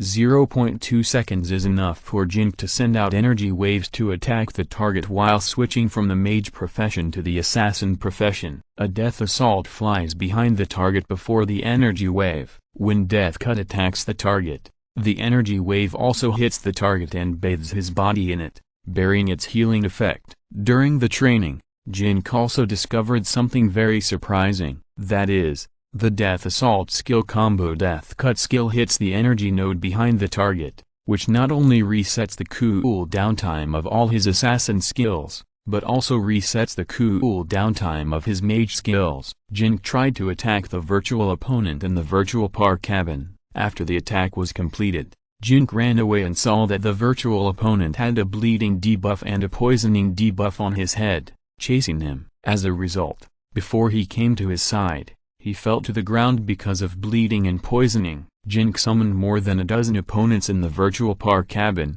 and then he used his mind to launch Death Assault, Arbitration of Good and Evil, and Deadly Poison, and teleported behind an opponent. After hitting the energy node with Death Cut, all skill cooldowns were reset to 0, and he launched Death Assault, Arbitration of Good and Evil, and Deadly Poison again, and teleported behind another opponent. He also launched Death Cut and hit the energy node. After a while, the entire virtual park cabin was filled with green poisonous fog. Jin Ke himself was not disturbed by the poisonous fog, and he moved among the dozen opponents like meat grinder. After more than a dozen seconds, the green poisonous fog dissipated, and all the dozen virtual opponents fell to the ground. Some died of poison, some died of bleeding, and some were stabbed to death. Chapter 212 A money-burning occupation. The damage output of this style of play is very terrifying, but the energy points are consumed too quickly. Isn't it too shameless to play dual professions like this? Jin Ke looked at the corpses on the ground and suddenly felt embarrassed. The virtual opponent never knows fatigue. He quickly reborn in the virtual park cabin, and then was shamelessly slaughtered by Jin Ke again. Haha, I'm so awesome. If you don't agree, bite me. Jin Ke kicked the corpse of a virtual opponent next to him and smiled proudly. Jin Ke's thick skin has obviously improved compared to before, at least reaching LV3. I just don't know if it will evolve after reaching LV8. Although dual professions are very powerful and switching is also very convenient, Jin Ke also faces a very realistic problem. That is the choice of equipment. Weapons are okay, one in each hand, but the armor on the body cannot be switched. The equipment attributes of the assassin system will have a bonus to the assassin system, but there is no bonus to the mage system, and vice versa. Now the gray and white equipment is not a big problem. When you have a full set of blue, purple and orange equipment in the future, the bonus effect of this equipment on the profession will be extraordinary. A good set of equipment can double the output of the corresponding profession, or even increase it by more than 10 times. If Jin Ke does not solve the equipment problem at that time, the damage of the profession he switched to cannot be improved, which will be a headache. After learning runes, practicing to become a master-level rune master, or even a god-level rune master, you may be able to make weapons with both physical and magical damage, as well as armor that has bonuses for both assassin and mage professions. Therefore, in order to cooperate with the multi-soul physique, choosing a rune master as a living profession is the most suitable for Jin Ke. The development of multiple professions also faces the problems of weapon specialization and skill specialization. Jin Ke must be more diligent than other players, otherwise he may fall into a situation of having too many but not too few, and then he will not have an advantage when picking with single professional players. This aspect must be planned well. The energy ring Jin got in the last Luo Ye Chun copy stored 2,000 energy points. After returning to the dormitory, Jin Ke decided to use these 2 energy points to upgrade the arbitration of good and evil to LV8 and try to make it evolve. The 2,000 energy points in the ring cannot be immediately infused into the body for skill upgrades, only 60 can be infused per minute. Jin Ke spent more than 20 minutes to absorb more than 1,200 energy points into the body and upgraded the arbitration of good and evil to LV8. After the arbitration of good and evil was upgraded to LV8, the blue upgrade text prompt did not disappear, but kept flashing. Will it evolve? Jin Ke looked at the screen of his mobile phone nervously. Every time the skill evolved, it could bring him a huge improvement in strength. The arbitration of good and evil skill was originally very powerful. Once upgraded, it would likely be a qualitative improvement in strength. After more than 10 seconds, the blue upgrade text prompt disappeared. Unfortunately, the prompt for skill evolution did not appear. Skill evolution really has a chance. It's impossible to succeed every time. Jin Ke sighed, and after waiting for a few minutes, he could only accept his fate. At present, he has a total of 5 skills upgraded to LV8 or above. Death Dance evolved into Death Assault at LV8, Death Arc evolved into Death Cut at LV8, and Kiss of Death evolved into Mark of Death at LV8. But Soul Gathering Technique and Arbitration of Good and Evil did not evolve after they were upgraded to LV8. The current success rate of evolution is 60%. Jin Ke poured the remaining energy into the Death Medicine skill, and upgraded the Death Medicine to LV6. After upgrading to LV6, the duration of the poisonous fog released by the Death Medicine reached 6 seconds, and the diameter of the skill coverage reached 2.5 meters, which looked like a large ball. If the battle is in a small, enclosed space where he cannot get out, Jin Ke feels that the life-taking magical medicine will give him a great advantage. Combined with the assassin skills Death Charge and Death Cut, which reset their cool-down time after hitting an energy node, Jin Ke can quickly cover the entire small space with poisonous fog. Continuous release can blind the opponent throughout the entire process, leaving them with no power to fight back. But the energy consumption is very high. The LV6 life-taking magical medicine consumes 12 energy points for each skill release. The LV8 arbitration of good and evil consumes 11 energy points for each skill release. The mage is such a money-burning profession. Fortunately, Jin Ke has the assassin profession as a foundation. Otherwise, if he only uses the life-taking magical medicine and arbitration of good and evil to hunt energy points in the wild, he will lose so much money that he won't even have pants to wear. Unless special tactics are used in specific circumstances, such as luring a large group of monsters into a small space and then continuously poisoning. The next day, Yao's house.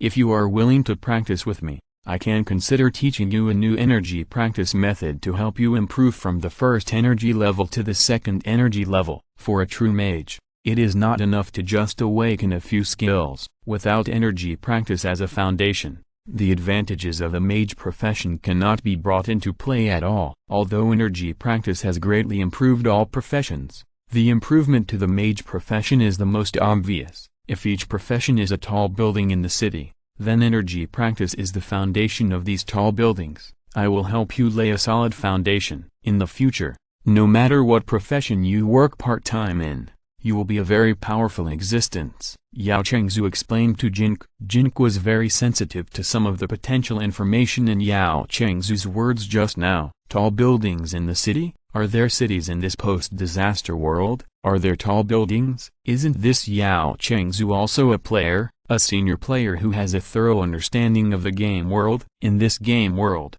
it is very difficult to distinguish who is a player and who is an NPC. Okay, I'm willing to practice with the Great Master, but I already have a master, so I'm afraid I can't call the Great Master my master anymore, Jin Ke said to Yao Chengzu. Liu Junmin wanted to say something, but he didn't say anything in the end, but a touch of emotion appeared on his face. It doesn't matter, I don't care about the title of master and apprentice, as long as you are willing to practice with me. Yao Chengzu smiled. He trained Jin Ke for another purpose, and the master and apprentice were nothing. If he wanted to accept an apprentice, a lot of people would kneel down and beg to become his apprentice. Master Yao has a cultivation level of more than the second level of energy. Why don't you work part-time as a rune master? My master said that the higher the energy level, the more runes you can carve, and the more powerful the runes you carve. Jin thought of a question and asked Yao Chengzu. Chapter 213 The Secret.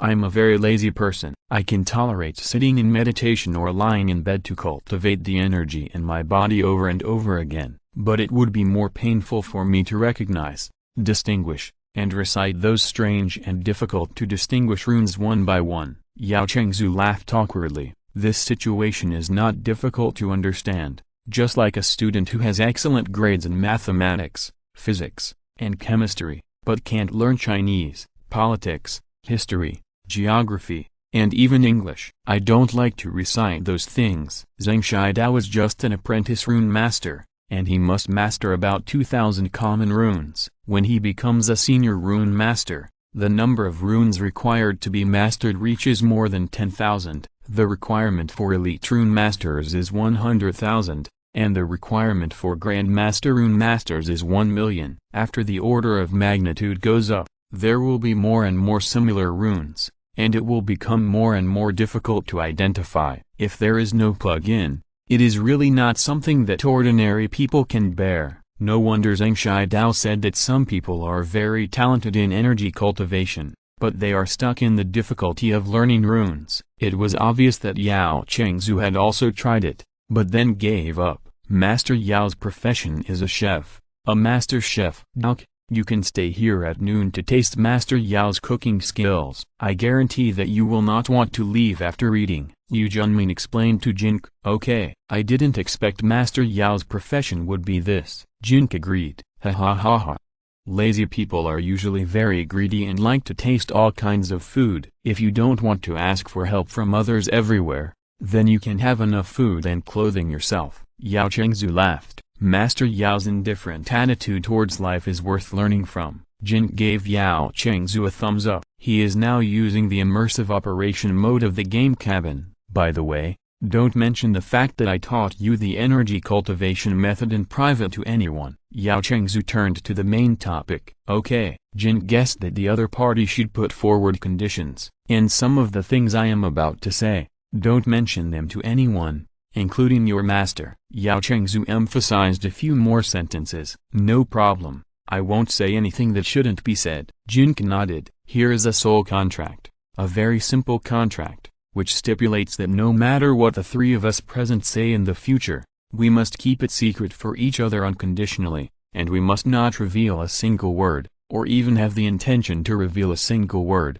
otherwise our souls will collapse and die. If you sign this contract, I will fulfill all my previous promises to you. Yao Chengzu took out a contract and handed it to Jin Ke. Don't worry, Master Yao has always been very cautious in doing things. He said before that he would never accept disciples in the base. He was worried that if you told what happened today, it would be difficult for him to explain to the top leaders of the base, so he asked you to sign this soul contract. Yu Junming added a few words at the side. Jin carefully examined the soul contract. The content on it was indeed very simple. It wrote down Yao Chengzu's promise just now, and there was only one prerequisite, that the three people present must keep any words they said to each other secret, and even if there was an intention to deliberately tell outsiders, they would collapse and die. It seems that there are no traps, only benefits. Isn't it just confidentiality? But is it really like this? Jin checked the system's explanation of the soul contract. Soul contract,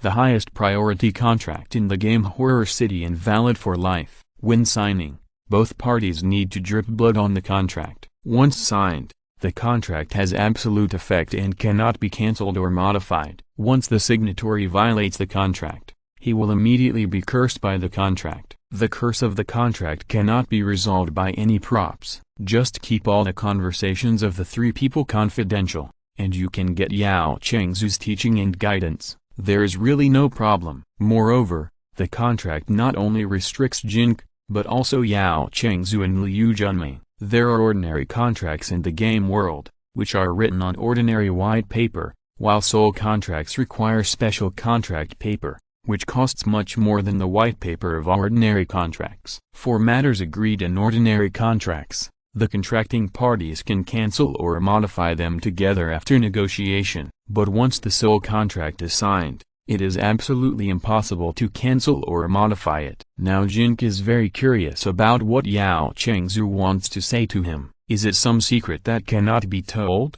Otherwise, he wouldn't be so cautious and sign a soul contract with him that would be effective for life. Jin Ke always felt that Liu Junming had a secret, and it seemed that it was a secret shared by him and Yao Chengzu. By signing this soul contract, this secret should be revealed. Okay, I'll sign it, Jin Ke agreed after careful consideration. Great, Yao Chengzu said as he took out a blood pen similar to the one used to measure blood sugar in the real world, pierced his finger, squeezed out a drop of blood and dripped it on the contract, then changed a disposable needle and handed it to Liu Junming. Liu Junming did the same thing and changed another needle and handed the blood pen to Jin Ke. In novels, TV shows, and movies, people bite their fingers to sign various contracts. It's very unreasonable how big a wound and how painful it would be to bite your finger. Maybe it would get infected, so a blood pen is healthier and more scientific. Jin Ke reached out to take the blood pen, pierced his finger as well,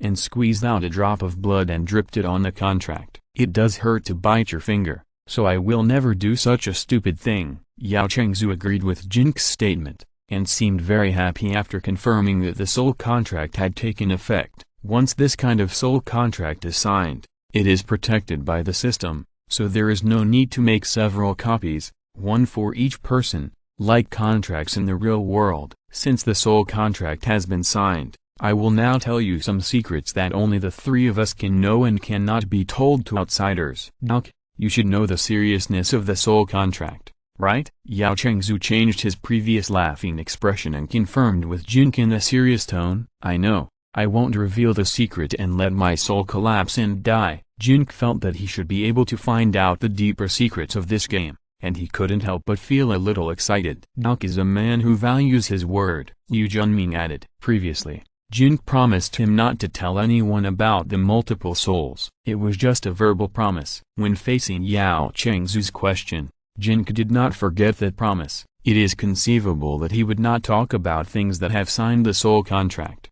Thanks to the traveling cat for the reward of 110,000 starting coins. Thanks to the traveling cat for giving this book the 15th leader. Chapter 214, Resistance Organization. It's like this. Junming and I belong to a resistance organization called Hypnos, which is called Sleeping God in Chinese. We sneaked into the base with our own goals. You can join our resistance organization. After joining the resistance organization, I will tell you more things and there will be various additional benefits. Of course, you can also choose not to join and just be a peripheral member of the organization, receiving various tasks from me and getting various generous rewards that are not available in the base. Yao Chengzu explained to Jin Ke in detail. At the same time, three choices appeared in front of Jin Ke's vision. One was to choose to join the Hypnos, Sleeping God, resistance organization, one was to be a peripheral member, and one was to reject Yao Chengzu. What kind of organization is the Sleeping God resistance organization? What is it rebelling against? What is your purpose in sneaking into the base? Jin Ke did not choose immediately, but asked Yao Chengzu. Since the confidentiality agreement was signed, Yao Chengzu should not hide it from him. Anyway, even if Jin Ke knew, he would not tell anyone. I wonder if you have heard of the quantum camp and the biochemical camp? Yao Chengzu asked Jin Ke a question. No, Jin Ke shook his head. Since the birth of the universe, there has been a struggle between materialism and idealism, and between technology and mythology. After the universe's technology entered the quantum era, there emerged a quantum camp led by quantum computer technology and a biochemical camp led by biochemical brain computing technology. The quantum camp eventually developed into optical brains, and the biochemical camp eventually developed into the divine realm. Fierce wars have taken place between optical brains and the divine realm in all planes of the universe. In some planes, the quantum camp has an advantage, while in some planes, The biochemical camp has an advantage. The plane we are in is a world where the quantum camp has an advantage and is ruled by optical brains. Some powerful people,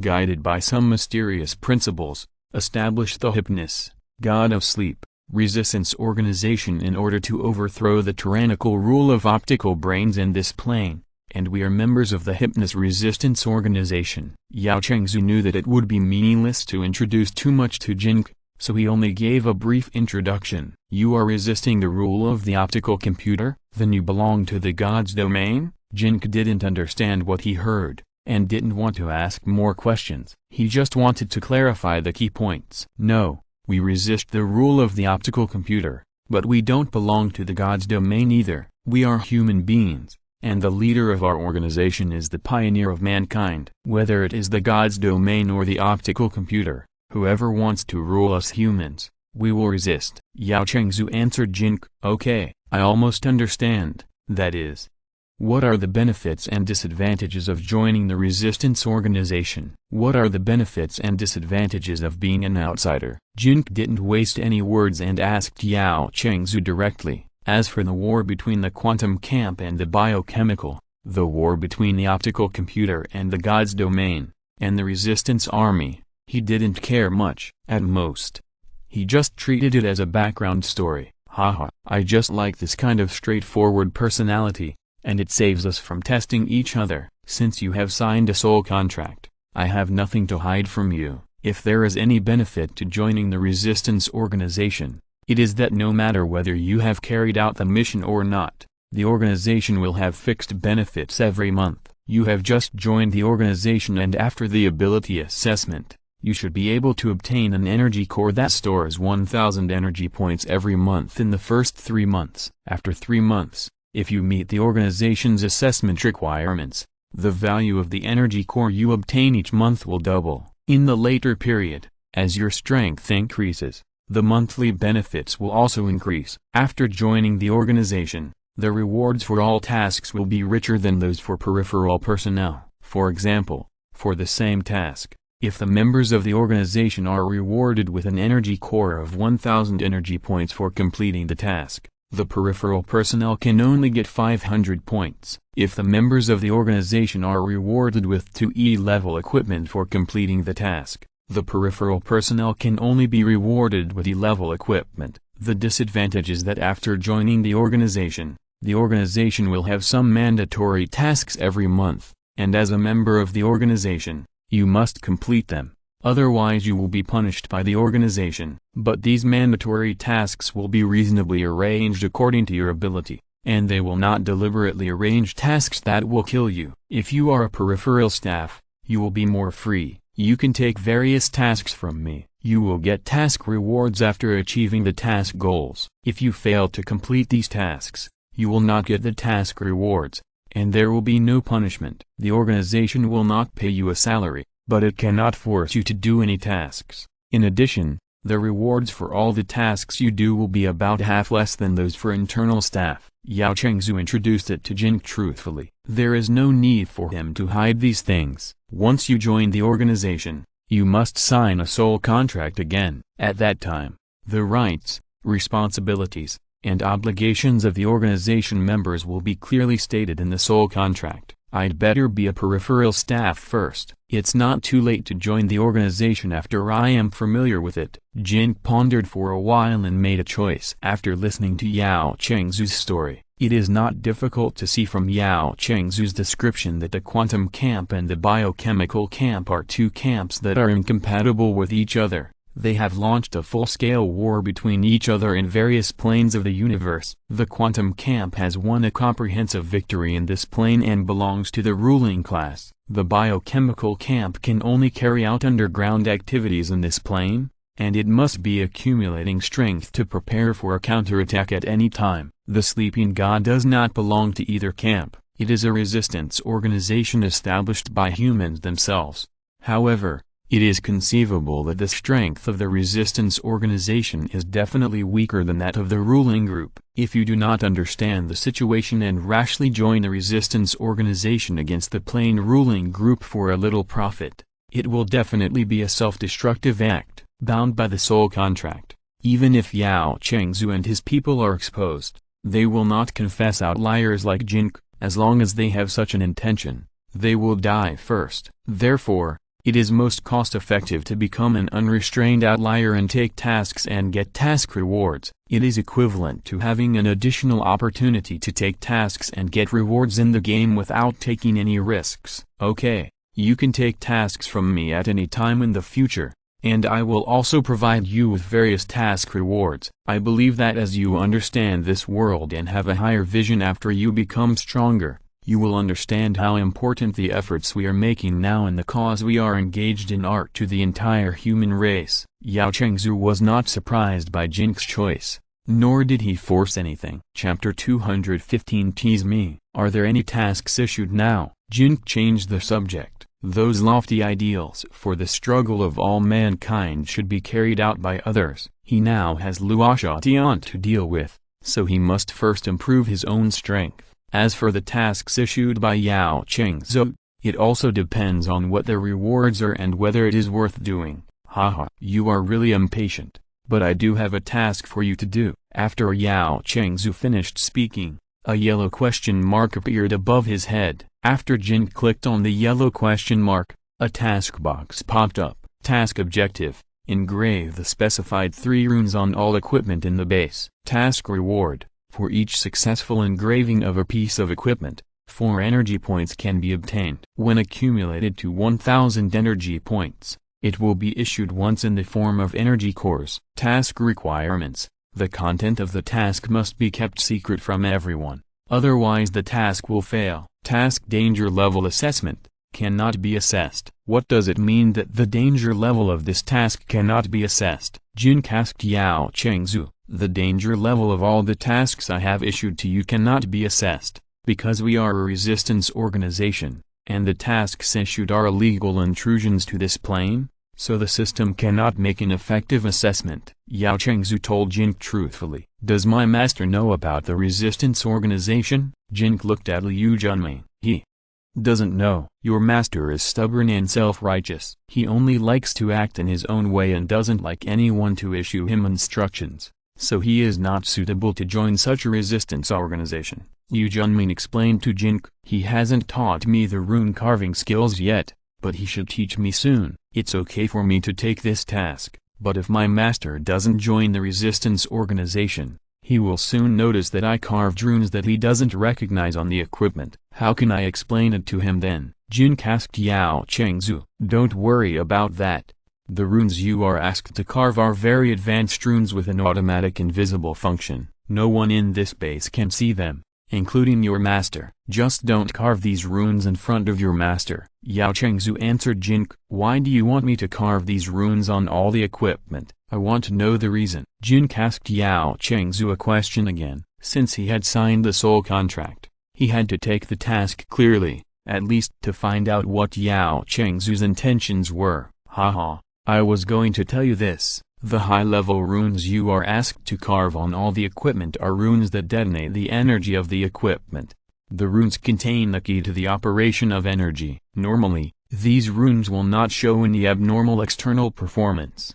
However, once a warrior wearing equipment with specific runes engraved on them fights with us, we can destroy their equipment and even harm their bodies by detonating the runes. Yao Chengzu explained to Jin Ke. That is to say, once someone wearing equipment in this base fights with me, I only need to recite a spell to detonate his equipment? Jin Ke's interest suddenly increased when he heard this. If this rune is engraved on Luo Ye's equipment, and combined with Luo Biao's self-destruction, the picture will definitely be beautiful. But after Luo Ye and Zhang Shidao fell out, the equipment on him would probably not be sent to the equipment department for repair. You don't need to recite any spells to detonate the invisible runes in the equipment. You just need to use a stream of energy containing the detonation key to touch the opponent's equipment. You are now an assassin, and you also have the first level of energy cultivation. I can teach you a way to combine the energy key in your body in advance while cultivating energy. When fighting,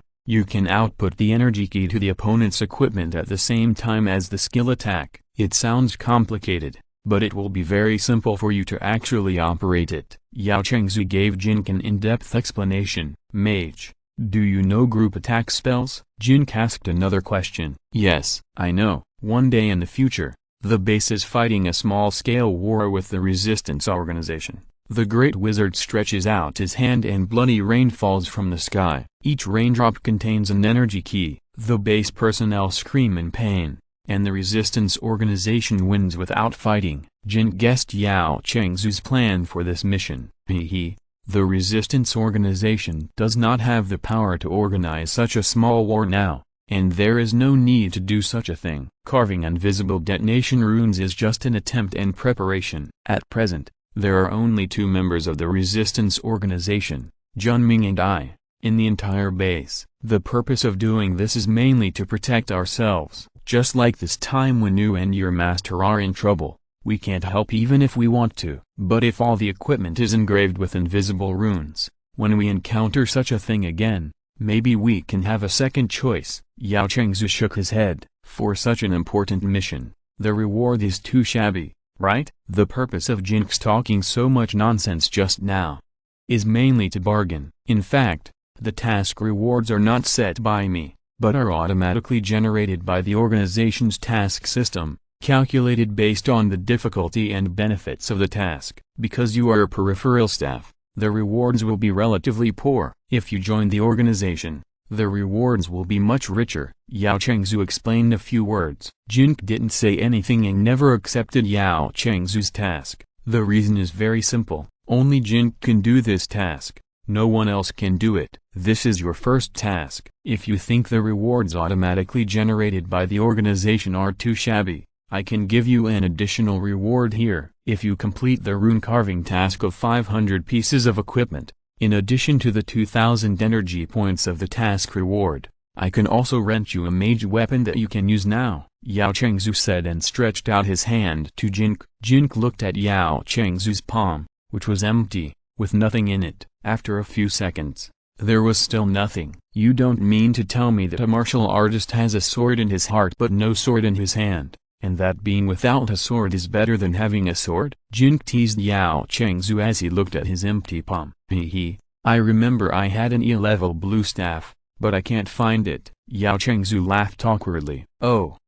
The mage is just teasing me. Jin Ke's expression suddenly became clear. Wait a moment. I have another E-level staff, Yao Chengzu said as a ball of black mist condensed in his palm. After the black mist dissipated, a staff with an orange glow appeared in Yao Chengzu's hand. Chapter 216, Stagnant Soul. The staff was engraved with tiny runes, and orange energy flowed. It was obvious that it was not an ordinary weapon. This is an orange weapon that you can use now, called Soul Delay. Level E. Quality, Orange Equipment. Use requirements, 15 points of induction, attack power, 2 times, intelligence increased by 11 after equipping, spell damage increased by 11%, and it also comes with the Soul Delay Lock attack skill. When you use the Soul Delay skill to attack the target, it will interrupt the target's skills being released and prevent the target from releasing skills within 1 second. At the same time,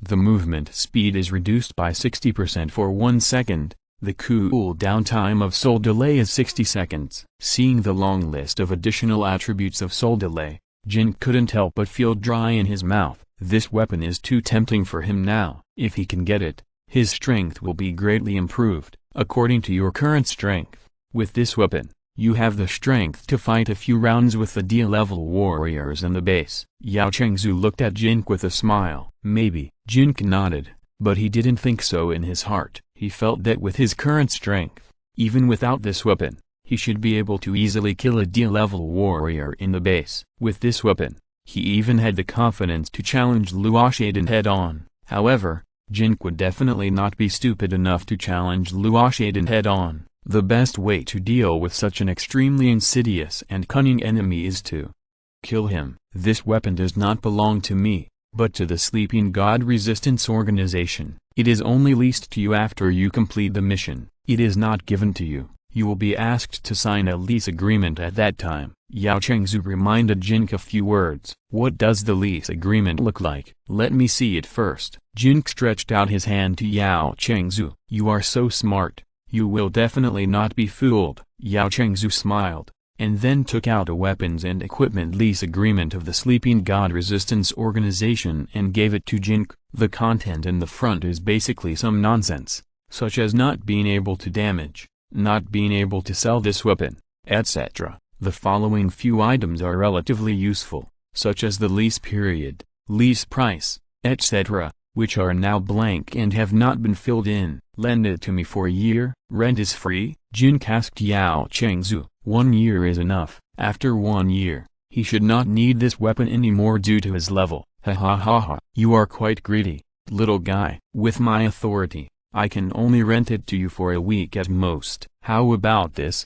As long as you can complete a task assigned by me every week, I will rent it to you for a week. If you fail to complete the task assigned by me in a certain week, I will have to take it back temporarily. Yao Chengzu asked Jin Ke. Okay, can we sign the lease now? Jin Ke reached out to take the staff from Yao Chengzu's hand. You haven't completed your first task yet. Yao Chengzu took back the staff. Uncle Liu, you can guarantee me, right? I will definitely complete the task I take on, right? Jin Ke turned to Liu Junming. He has not officially started learning to carve runes. When will he finish the first task? Liu Junming laughed awkwardly. Are you my uncle? Do you still want me to take care of you in your old age? Jin Ke's thick skin instantly increased to level 4 for the orange-clad staff. Master, Douk is indeed a very trustworthy person. You can rent it to him in advance. He said he would complete this task, and he will definitely complete it.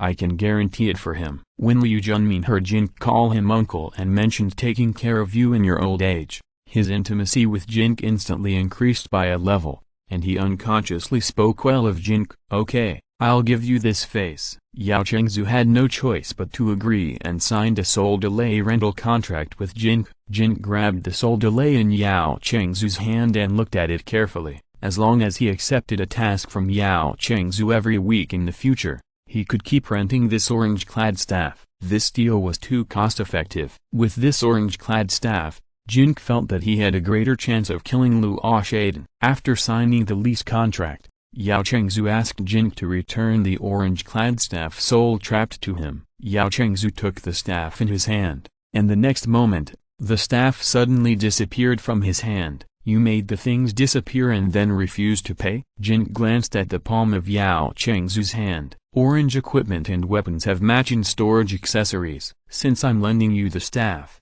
I should also lend you this thing, otherwise it will be too eye-catching. Yao Chengzu took a flesh-colored ring off his finger and handed it to Jin Ke. Storage ring? Jin Ke immediately realized what it was, and then tried to put it on his finger. After the ring was put on the finger, it disappeared, as if it had merged with Jin Ke's finger. Except for Jin Ke, who could feel its existence, no one else could see the ring. It's a special storage ring. This ring can only store the staff, and can't store anything else. You can concentrate your mind on the ring, and then feel its internal space, and then take out or put back the staff. Yao Chengzu thought that Jin Ke was using this kind of thing for the first time, so he told him how to use it. After Jin Ke concentrated his mind on the ring, the shadow of the staff appeared in front of him. He could use his mind to manipulate the shadow of the staff at will, such as letting it stay above his palm, and then silently taking it out in his mind, or just imagining taking it out of the ring, and the staff would appear in Jin Ke's hand. The same principle applies to taking it back, and it's very convenient to do it as you wish. Jin Ke now has a storage bracelet that can hold assassin weapons, and now he has a special storage ring for the soul stagnant staff, which can hold the staff. After practicing it in his mind, switching weapons in actual combat will no longer be a big problem. When Jin Ke fought Luo Ziangchun's copy, he got the orange-colored Luo watch, but the Luo watch did not have a matching storage accessory. That was because the watch itself was an accessory, so Jin Ke did not know that the orange-colored weapon had this benefit, with a matching storage ring. After today's meeting, Yao Chengzu officially became Jin Ke's mage coach and began to teach Jin Ke the second-level energy cultivation method and the operation essentials of the mage profession. The master leads the way, and the practice is up to the individual. Soon Jin Ke put on the plug-in for the second level of energy cultivation, and while listening to Yao Chengzu's lectures, he let the plug-in help him train. After Yao Chengzu's training was over, Jin Ke of course went to the equipment department. After telling Zhang Shidao about his first level of energy cultivation, he could officially start learning rune carving. By the way, he could also complete Yao Chengzu's first task. If you're listening to this novel on a channel other than Fanfic World, it means they downloaded and uploaded it without effort. We cordially invite you to visit our channel, Mundo Fanfic Novelist. There you'll find the original version of this story and you can explore many other novels of various genres. We are waiting for you to immerse yourself in a world of incredible novels. Chapter 217, Dandan's Sadness. You have broken through the first level of energy cultivation? Zhang Shidao was extremely shocked. Yes, it was the night when I was locked on the life and death stake. It was a coincidence, right? I was in a semi-comatose state at the time, and I don't know exactly what happened. Jin couldn't explain more to Zhang Shidao. Great. Doc, you are really a blessing in disguise. Master has been practicing hard for decades and couldn't break through, but I didn't expect you to break through overnight. This shows that you are a genius in energy cultivation. Your future achievements will far exceed Master's. Zhang Shidao was very happy. It seems that Master said that after the first level of energy cultivation, you can directly charge the rune pen for rune carving. Jin quickly changed the subject to avoid Zhang Shidao asking him why he took so long to tell him the good news. Yes, the principle of the rune carving equipment is to convert the energy in the energy core into energy that can be used by the rune pen. Since you have broken through the first level of energy cultivation, your body has become a rune carving device. I can directly teach you the skills of rune carving, Zhang Shidao said as he found the rune pen and gave it to Jin Ke. He also took out the instructions for use of the rune pen and studied it carefully. After all, Zhang Shidao himself did not use his body to power the rune pen, so he could only read the instructions for this. Zhang Shidao and Jin Ke studied the instructions together, and in the end it was Jin Ke who realized the method of using the energy in his body to power the rune pen, and charged the energy points in his body to the rune pen in his hand like charging. Jin Ke's current upper limit of energy points stored in his body is 600 points. After upgrading the death elixir and arbitration of good and evil, he still has more than 400 energy points in his body for backup. The upper limit of energy storage for this 2B level rune pen is 500 points. Jin Ke charged 200 energy points to the rune pen, and there are only more than 200 energy points left in his body. He can only charge so many. If he charges them all, Jin Ke will have no energy points to use when he releases his skills. By the way, since you are at the first level of energy cultivation, you should be able to get energy directly from the energy core. Zhang Shidao saw that Jin Ke stopped charging the rune pen in his hand,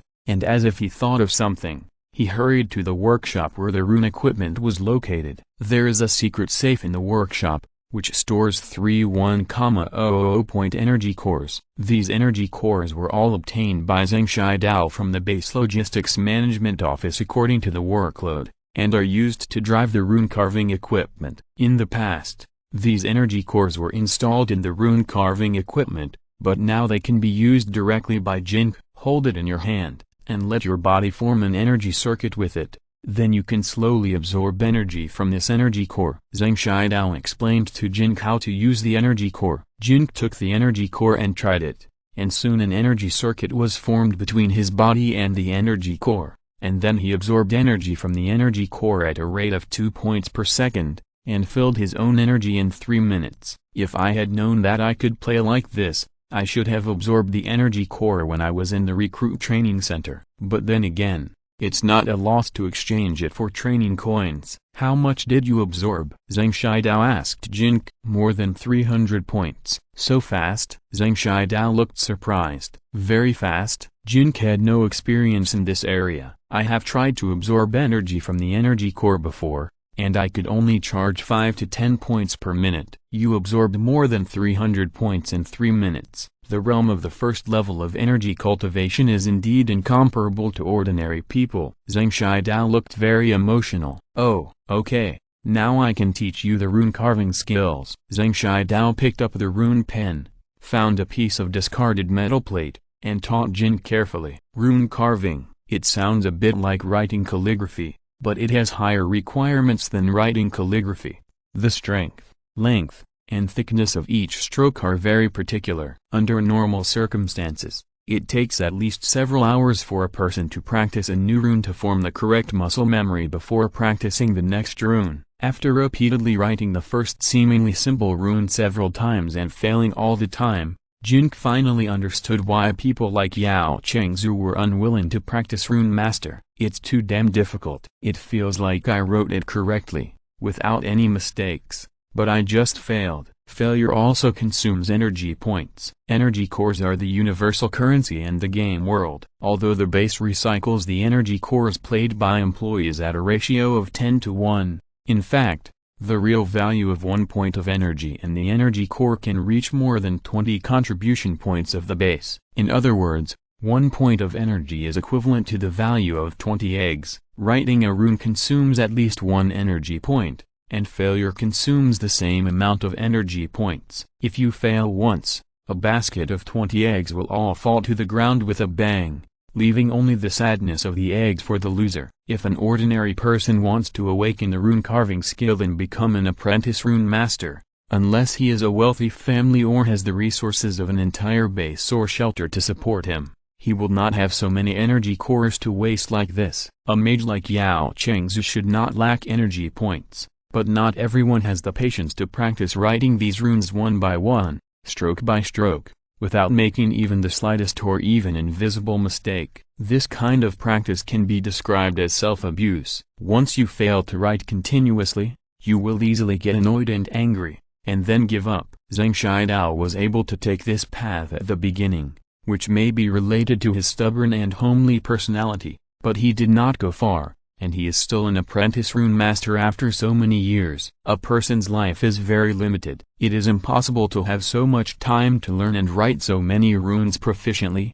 unless you are a person with extraordinary talent in calligraphy, or like Jin Ke. Don't worry, take your time, this is not that easy. Seeing Jin Ke failed 5 times in a row, Zhang Shidao comforted him with a few words. He was also very distressed about the 5 energy points that were wasted. After all, those were the quotas given by the base. After wasting them, he could only use the contribution points in his account to make up for them. This is also why Zhang Shidao asked Jin Ke to learn rune carving, and all the contribution points earned from work belonged to Zhang Shidao. If he could not recover some contribution points after the apprentice graduated with such an investment in the early stage, what would Zhang Shidao do in the future? Soon, a scene that surprised Zhang Shidao happened. Chapter 218. It doesn't look that difficult. After failing 5 times, Jin Ke succeeded in writing his first rune in his 6th attempt. You should know that Zhang Shidao succeeded in writing his first rune after failing more than 50 times. Zhang Shidao still remembers that scene clearly. At that time, he was like a gambler, desperate and desperate in the process. He wanted to give up several times, but finally succeeded after more than 50 times, which was the first step in his career as a rune master. Unexpectedly, Jin Ke failed 5 times, but succeeded in the 6th time. Gifted children are different. However, soon, a scene that shocked Zhang Shidao even more happened. Jin Ke succeeded in the 7th time, the 8th, 9th. He even succeeded after writing a new rune, the 19th, 20. Since the 6th success, Jin Ke has never failed again. Okay, no need to practice. Your level is already enough to carve runes directly on equipment. Zhang Shidao thought of something after being shocked, and hurriedly stopped Jin Ke from practicing. It doesn't look very difficult. Jin Ke paused to cheat and smiled at Zhang Shidao. Hearing what Jin Ke said, Zhang Shidao almost vomited blood. Your future achievements will far exceed the master. Zhang Shidao looked at the perfect runes written by Jin Ke and was shocked to numbness. Master is too modest. Jin Ke hurriedly said politely, forget it.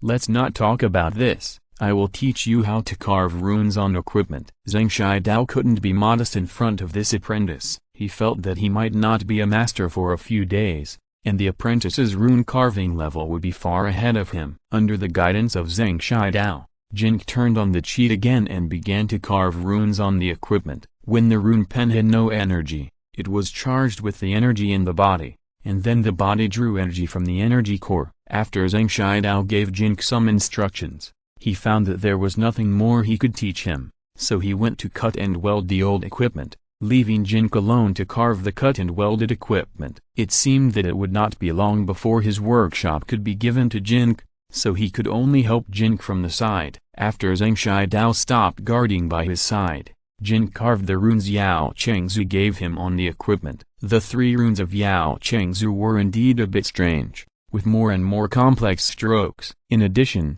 after they were carved on the equipment together, they automatically hid their bodies, and no traces of carving could be seen at all. After completing the carving of a piece of equipment, Jin Ke found that he had been fooled by Yao Chengzu. Yao Chengzu asked him to carve 3 runes on each piece of equipment, and then rewarded him with 4 energy points. It takes 1 energy point to carve 1 rune, and 3 runes means 3 energy points. If you don't use a plugin to carve, it's easy to make mistakes. Once one of the 3 runes makes a mistake, Jin Ke's equipment is equivalent to working for Yao Chengzu for nothing. These 3 runes have many strokes and are relatively complex. It's easy to make mistakes. To put it bluntly, if Jin Ke didn't have a plug-in, he couldn't complete this task at all. Even if he could complete it, the energy points consumed would make him lose everything. This guy is so mean. Jin Ke immediately had the urge to rush to Yao Chengzu's room and rub his face on the ground. In the end,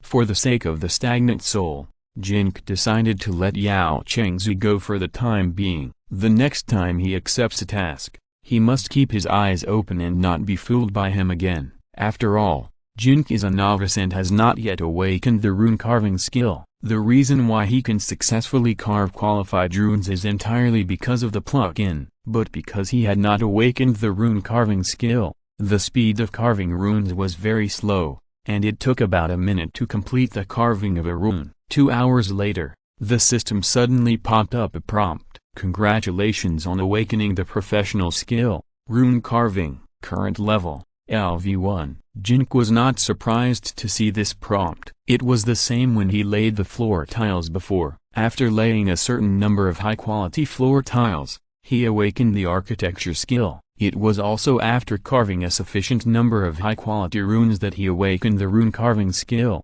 and everything went smoothly. After awakening the rune carving skill, Jin Ke's rune carving speed suddenly increased. It took 1 minute to carve a rune before, but now it takes 20 seconds to carve a rune. Seeing Zhang Shidao coming over, Jin quickly stopped carving Yao Chengzu's rune and changed to another piece of equipment to carve normal runes. Huh? So fast? You can't be. Zhang Shidao looked at Jin Ke's carving for a while, and the expression on his face was very surprised. I just awakened the rune carving skill, Master. Do I consider myself a formal beginner? Jin Ke asked Zhang Shidao. What? Awakened the rune carving skill? You awakened the rune carving skill in 2 hours. Zhang Shidao burst into tears at this moment. He still clearly remembered that it took him more than 2 years to awaken the rune carving skill after he started rune carving. At that time, he felt that he was very talented and was complacent for many years. However, Jin Ke only took 2 hours. Ah, is it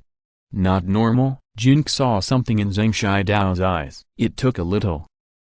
You have officially entered the door. I think, in a short time, you should be able to get the title of trainee rune master. Zhang Shidao was happy for Jin Ke from the bottom of his heart. Oh, then I will continue to work hard. Jin Ke was also very happy. He originally thought that it was difficult to get started as a rune master, but he didn't expect it to be so easy. It was almost the same as laying floor tiles. It was similar in nature.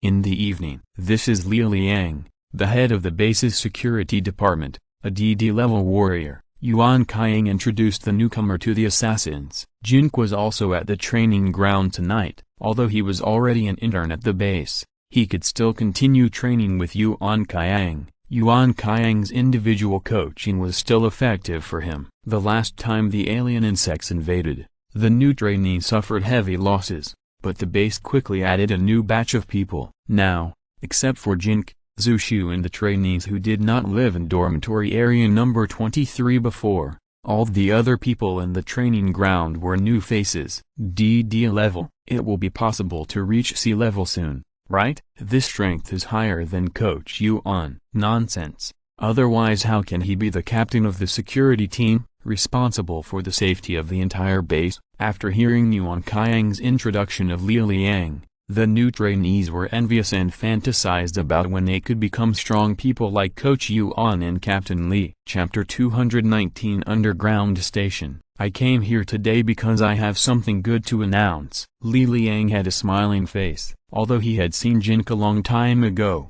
he pretended not to know him. What good news? The new students looked expectant. It's like this. Our security department has to escort a batch of supplies to a nearby post station. It's a field mission. The base wants us to select dozens of new trainees to accompany us. This is a good training opportunity for the new trainees. The security team will escort them throughout the mission, so it can be said that there is no difficulty. But there will be a reward of 200 contribution points, and there will also be opportunities to hunt black corpses along the way. The base requires each professional group to select several of the best new trainees. Your Coach Yuan should have recommended a few candidates for this matter, but Coach Yuan thinks that every new trainee should have an equal opportunity to participate, so now we use a lottery to decide which trainees will participate in this field mission. After hearing what Li Liang announced, the new trainees were very enthusiastic. After successfully changing jobs, the base required that they must complete 3 field missions every month. This time, the field mission was escorted by the security team, so it can be imagined that it will be very safe,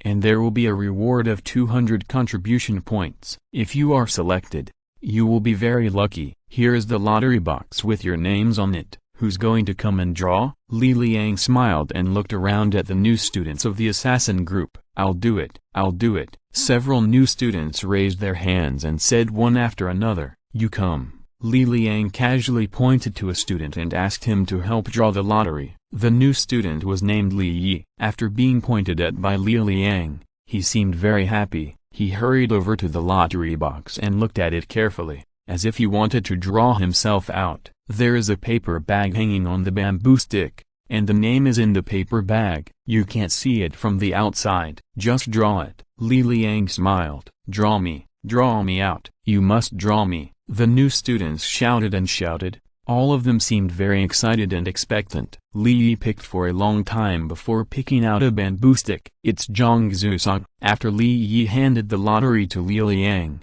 Li Liang opened the paper bag on the bamboo stick and announced it in public. Oh yeah, I got picked. Zhongzusong was very happy as if he had won the lottery. Zhongzusong was a new student who joined the assassin team with Li Yi. He didn't expect that he would be picked by such good luck. Zushu glanced at Jin Ke with a somewhat unwilling look on his face. The base clearly said that the candidates for the field missions would be selected according to their strength. But when it came to the assassin team, it became a lottery. If it was based on strength, Jin Ke and him would definitely be selected, but now they had to rely on a few % of luck. This kind of field mission does not have any danger, and 200 contribution points are equivalent to being given away for free. After Li Yi picked Zhongzusong, he picked for a long time and took a bamboo stick out of the stick tube and handed it to Li Liang. Li Liang opened the paper bag and looked at the name on the bamboo stick. He frowned and looked a little unhappy. After a while, he read it out. This time, the one who was picked was Jin Ke. Zushu shook his head. Isn't Jin Ke's luck too good? According to strength, it should be him. But according to luck, it was still him. It seems that a man who can survive in the darkness and the wild is indeed different from ordinary people. The other new students looked at Jin Ke with envy and jealousy. Li Yi continued to draw a few bamboo sticks, and several lucky new students were drawn, and then Zushu was among them. This made Zushu finally relieved. His luck was not too bad. Zhongzusong, Jin Ke, Zji, Kongziocean, Zushu, Ji Quanzu. Tomorrow you will go on a mission with Coach Yuan, the security team, and the field staff selected by several other groups. Meet at the south gate of the back mountain of the base at 9 o'clock in the morning. Don't be late. After Li Liang announced a few words, he turned and left the assassin center. The next day, fortunately, Jin Ke was selected to do this field mission, but he was not excited at all. Even if he didn't follow the security team, his current strength was enough to protect himself in the wild, and he could go out and hunt the black corpse alone. The reason for not going was that he felt that there were too few energy points and it was a waste of time. It would be better to carve runes in the equipment department. There are free meals in the cafeteria, there are tasks to be taken from Yao Chengzhou, and there are still 3 tickets to the recruit training center. He doesn't need contribution points very much now, but since he can go out and complete the 3 field missions required by the base every month, he certainly won't miss such an opportunity. If the security team and Luo Ye didn't have any conspiracy in this field mission, he has already made sufficient preparations. It can be said that with Jin Ke's current strength, unless Luo Ye personally takes action, these security guards will no longer pose any threat to him. If Luo Ye personally takes action, then it's time to settle the previous grudges. I'm not afraid of him coming out.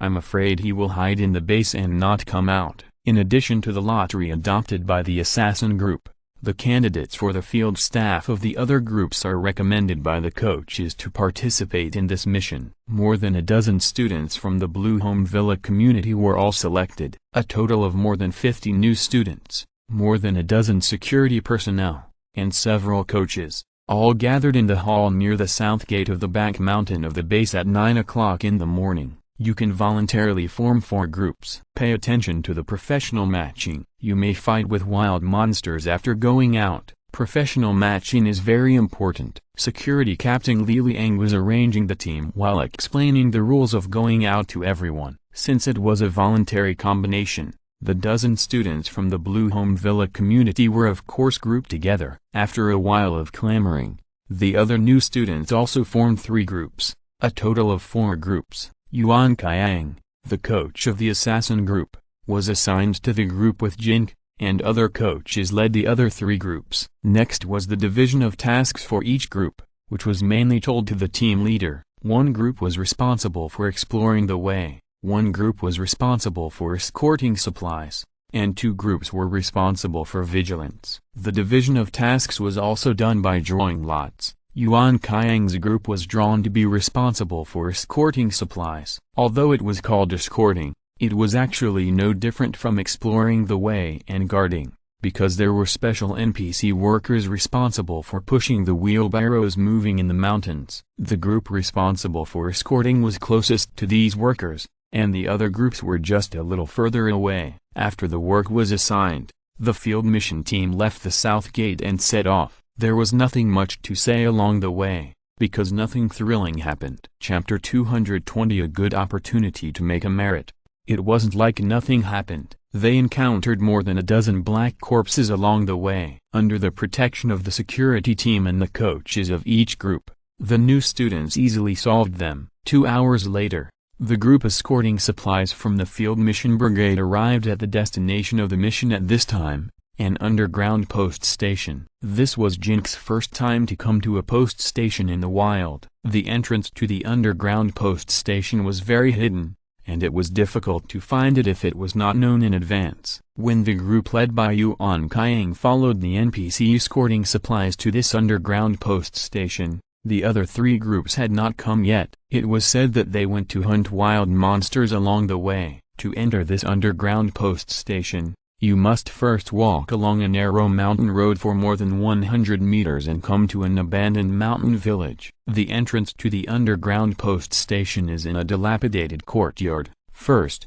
you have to enter a room, open the door of the basement of the room, go down to the basement, push a stone slab in the corner of the basement, open a stone door about 2 meters wide, and then go down to a place similar to a cellar. At the bottom of the cellar is a circular hatch. An energy core is placed somewhere in the hatch to activate the hatch verification device. The hatch can be opened only after the iris, fingerprint and password are verified. There is another hatch after going down. A total of 3 hatches must be passed to enter the post station. The post station is very large. After going down, the wide corridor connects 3 halls. There are many rooms next to the corridor. Most of them look like warehouses. It is said that some non-perishable food and various daily necessities are stored in it for the staff of the post station and the people who stay overnight in the post station. The task this time is to transport food and supplies. and at the same time maintain the energy supply equipment of the post station to ensure that the energy core has enough energy to support the energy shield in the darkness of the night. Once someone is in danger in the wild and cannot return to the base in time, they can only hide in the post station. If the energy equipment fails, it will cost lives, so this work cannot be sloppy. Li Liang directed everyone to go up and down to carry some supplies and equipment to the post station. Jin Ke and other students were also assigned some work, most of which was carrying work. For real-world players, these tasks are just a matter of tapping with a finger. Jin Ke's the game cabin immersive operation today, so he had to do the moving work himself. For the last task of the day, Li Liang called Yuan Kaiang and Jin Ke to help him move a device weighing dozens of kilograms from one warehouse to another. Originally, this job could be done by one person, but because the hatch of the warehouse was narrow, one person had to guide it, and two people had to cooperate to avoid accidentally damaging the equipment. After Yuan Kaiang and Jin carefully moved the equipment into a warehouse in the post station, Li Liang closed the hatch of the warehouse. Coach Yuan has worked hard, and this student has worked hard too. Li Liang smiled and thanked Yuan Kaiang and Jin Ke. It's my duty, Yuan Kaiang said politely to Li Liang. Jin Ke looked at Li Liang's expression and felt that something was about to happen. Just when Yuan Kaiang confirmed with Li Liang that there was nothing else to do and that he could return to the hall outside to meet up with the others, he discovered that the hatch of the warehouse had been locked from the outside. Hey, what's going on? Yuan Kaiang, who was about to return with Jin Ke, frowned. Although Yuan Kaiang had the skill of moving through walls, the scene of the hatch being locked from the outside made him feel a little strange. Hey, Coach Yuan, don't be surprised. There is something that has not been done yet. Only after that thing is done, the people outside will open the hatch. Li Liang stopped Yuan Kaiang. What is it? Yuan Kaiang frowned. Li Liang's expression seemed a little wrong. This mission was assigned by Director Luo. Notify each professional group and ask you to send out the most powerful students in the group to do the mission. The assassin group should send out classmate Jin Ke. I didn't expect you, Coach Yuan, to announce the lottery in public. There was no other way, so I had to find someone to cooperate with me to draw out classmate Jin Ke's name. Fortunately, it did not affect Director Luo's mission. Li Liang continued. What are you talking about? Yuan Kaiang was confused. The target of the mission assigned by Director Luo this time is not to deliver supplies to the post station, take new trainees for field mission training, etc., but him and his companions. Li Liang pointed at Jin Ke. When Jin Ke heard Li Liang talking about Luo Shitan, he couldn't help but sneer. What was supposed to come finally came. However, he is no longer the one who was tied to the life and death stake that night. What do you mean? Yuan Kaiang frowned. Now Yuan, are you crazy? You have been with Director Luo for so long, don't you know that Director Luo is unhappy with this kid? The task he assigned this time is to get this kid out of the base, and then let us tie him up quietly, and go back and pretend that he accidentally died while fighting monsters in the wild. Do you have to make it so clear for you to understand? Li Liang shook his head. Tied him up? What do you mean? How could Director Luo assign such a task? Yuan Kaiang was shocked. Yuan Kaiang, you really don't have enough brains. Do you think this is really a post station? As an old employee of the base, when did you hear that a post station was built here? Li Liang shook his head, speechless about Yuan Kaiang's performance. If this is not a post station, then what is it? Yuan Kaiang was confused. This is Director Luo's secret laboratory. The red hatch in the third hall is not leading to an important equipment cabin. The red hatch is the entrance to the secret laboratory. Director Luo asked us to trick this kid and his companions here and tie them up. The purpose is of course to send them to the laboratory as experimental subjects. By the way, Director Luo also said that he thinks highly of you. Arranging you to carry out this mission today is a kind of assessment for you. If you successfully pass the assessment, you will be reused by Director Luo in the future. If you fail to pass the assessment, then you can only accompany them to the laboratory. Now, you can do it. Go and tie up your students. Li Liang then said to Yuan Kaiang and threw a metal chain to Yuan Kaiang. What are you talking about? What are you doing? Yuan Kaiang looked shocked. Stop pretending. Is it you or me who will do it? This is a good opportunity to make a contribution. Li Liang urged Yuan Kaiang. As a coach, how can I hurt my students? I need to ask Director Luo about this matter first. Have someone open the hatch. I want to take him out. Yuan Kaiang refused Li Liang. Chapter 221.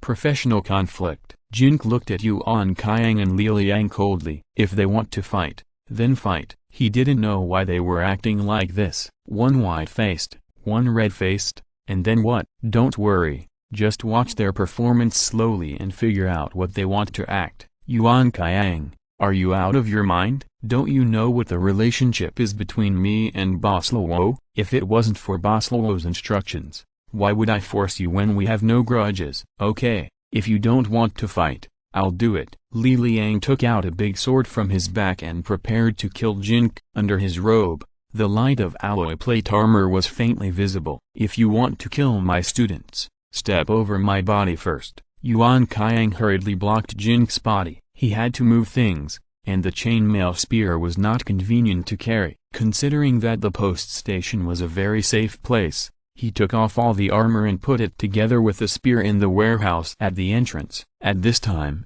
he could only face Li Liang with bare hands. Yuan Kaiang, what do you mean by this? I'll tell you again, I'm carrying out Director Luo's mission, and I didn't mean to kill him. I was just following orders and sending him and his companions to the laboratory for alien insect experiments. If you stop me, you're disobeying Director Luo's orders. I can kill you without taking any responsibility. The D-level blue sword in Li Liang's hand suddenly slammed on the ground in front of him, and a strong energy wave emanated from his body. A D-level warrior, fully armed, is much stronger than Yuan Kaiang, who is D-level and unarmed. Jin Ke watched all this coldly, without saying anything, nor did he want to interfere. Because of Zhao matter, he didn't have a good impression of Yuan Kaiang before, but just used his tutoring ability to help himself improve his strength. Even now, Jin Ke deeply suspected that Yuan Kaiang was cooperating with Li Liang to put on a show. As for the purpose of this show,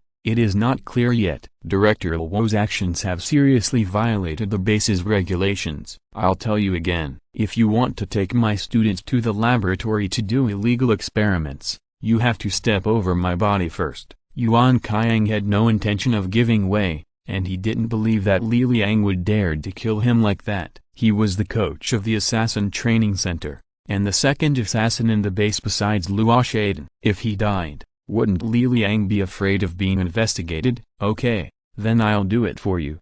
The laboratory is short of experimental subjects anyway, and one more of you won't be too much. Li Liang's expression suddenly became ferocious. He picked up the blue-clad broadsword, and before Yuan Kaiang could react, his body turned into a beam of light and rushed forward to Yuan Kaiang, launching a hook from bottom to top. Blade Shadow Hook Spin. The name of the skill he had just used appeared above Li Liang's head. Yuan Kaiang was caught off guard and was hit by Li Liang's skill in time to dodge. The whole person was hooked and flew into the air. 3 consecutive slashes. The name of the second skill appeared above Li Liang's head. At the same time, the knife in his hand struck 3 times in a row, all hitting Yuan Kaiang, who was in the air. The sword demon possesses me. Li Liang did not give Yuan Kaiang a chance to react, and continued with the third combo. As soon as Yuan Kaiang landed, he immediately released another powerful skill. His entire figure was shrouded in a cloud of black mist. The sword in his hand continued to slash Yuan Kaiang's body with various combos,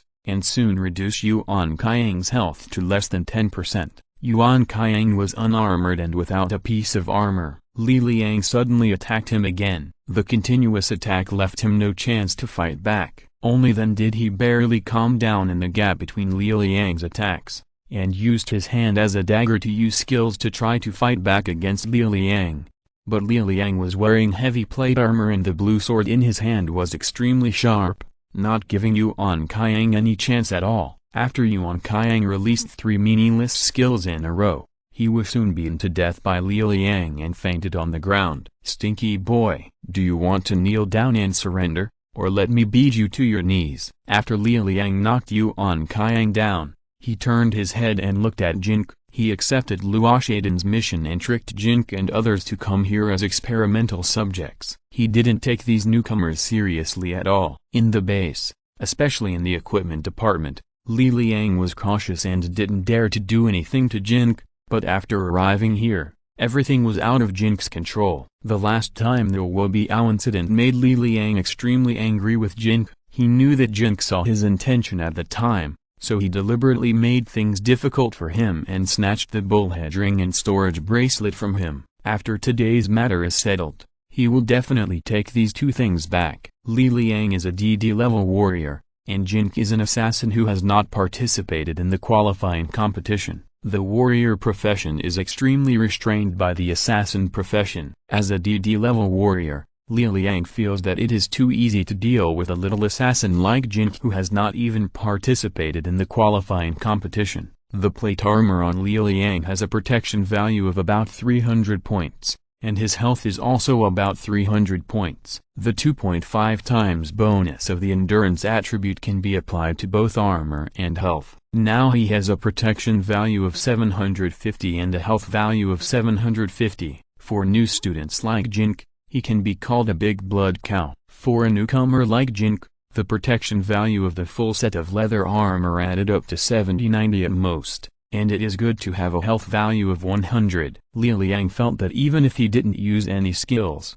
he could kill Jin Ke with a flat attack. Even if Jin Ke carried a weapon on his body, what difference would it make him tickle his plate armor? Li Liang didn't want to attack Jin Ke at all. He felt that he could make his opponent kneel down with a roar. Just you? It's too far away. Jin Ke sneered. He had never killed anyone in the game world, no matter if it was a so-called NPC or a player. It seems that today will be an exception. You ignorant brat. You actually played tricks on me during the trade. Fortunately, I am kind-hearted and didn't bother with you.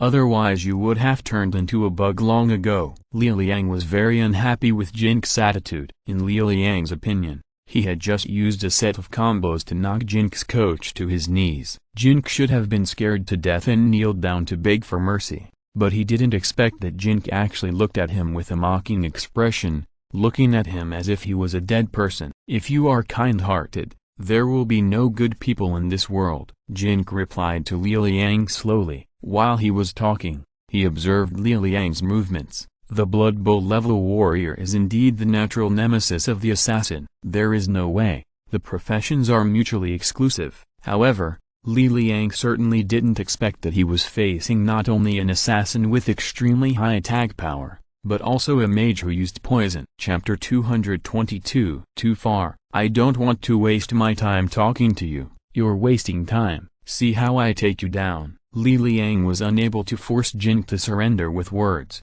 and he could not help but get furious. His skill had already cooled down, and he immediately attacked Jin Ke with a blade hook. Blade hook is not only a skill with extremely high attack power, but also a control skill. When hit, it has an upward knockback effect. During the period of being knocked up and in the air, you cannot fight back, move, or release skills. If you don't immediately use displacement skills to escape after landing, you will be hurt by the subsequent combo. A D level or lower assassin will basically be useless if Li Liang hits him with a combo like this. Jin Ke was waiting for this moment when Li Liang would make a move. When Li Liang used his skill, Jin Ke immediately threw a life-taking magic medicine in front of Li Liang. While releasing the life-taking magic medicine skill, he also released a good and evil arbitration to Li Liang, then switched back to the assassin profession and a death charge appeared behind Li Liang, and the death cut hit the energy node and hit a super-powered critical hit. The good and evil arbitration sent by Jin Ke fell on himself,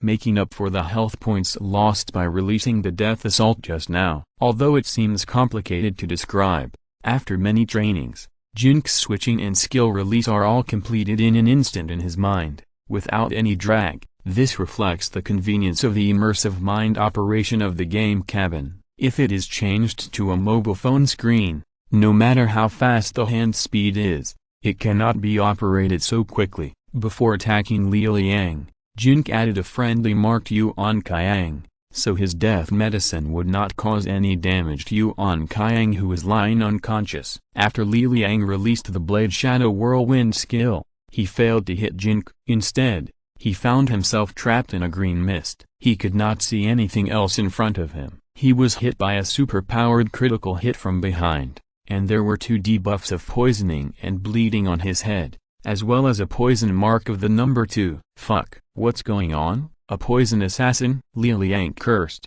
but he was not panicked. After all, the opponent was just a newcomer, and he was probably underestimated and fell into the opponent's trick. But how come the armor was emptied by nearly half? The health value was also emptied by nearly 1/3. Luo Ye should be thankful that his endurance value is relatively high, otherwise Jin's set of attacks could have taken him away directly. After seeing how powerful the poisoning and bleeding debuffs were, Luo Ye quickly ran to the side, trying to get out of the range of the green fog. He couldn't be trapped in the green fog and couldn't see anything. After moving his feet, Luo Ye realized that the green fog not only blocked his vision, but also formed an energy field with a sticky effect, which greatly reduced his movement speed in it. Jin succeeded in a super-powered critical hit, and all the skill cooldowns were reset. Seeing Luo Ye trying to escape, he immediately threw another death assault and a death potion in the direction of Luo Ye's advance. Luo Ye ran forward a few steps, but found that the surroundings were still green and he couldn't see anything. The bleeding and poisoning debuffs above his head were still constantly draining his health and draining his armor, which made him horrified. What kind of tricks is this new guy named Jin playing? Isn't this green fog an assassin skill? A spell skill? How can an assassin have spells? And what kind of spell is this? After feeling that something was wrong, Luo Ye turned 90 degrees and forcibly moved in another direction, trying to escape from the green fog. Unfortunately, Luo Ye really shouldn't have fought with Jin in the underground cabin. There was no room for him to move. Jin threw out 3 consecutive death assaults and 3 death medicines, and almost the entire cabin was covered with green fog. Trapped in the green fog, Luo Ye felt that he was hit by another super-powered critical hit from behind, and then his armor and blood were both drained, and he fell to the ground dying. The only thing he could do was to press a certain program set in advance on the watch screen before death came,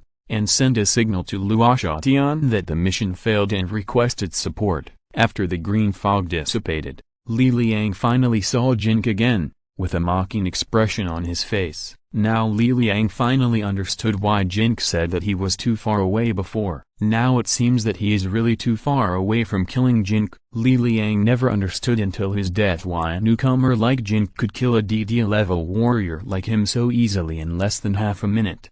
However, he would never get the answer. You have become the first person I have killed in this game. Jin glanced at Luo Ye's body on the ground and turned to walk out of the cabin. He had killed too many humanoid monsters and black corpses before, and had killed virtual opponents many times in the virtual park field. Although it was the first time for Jin to officially kill someone, or to kill an NPC in the game, he did not feel anything special at this time. A system prompt appeared in his field of vision. Magic value +1.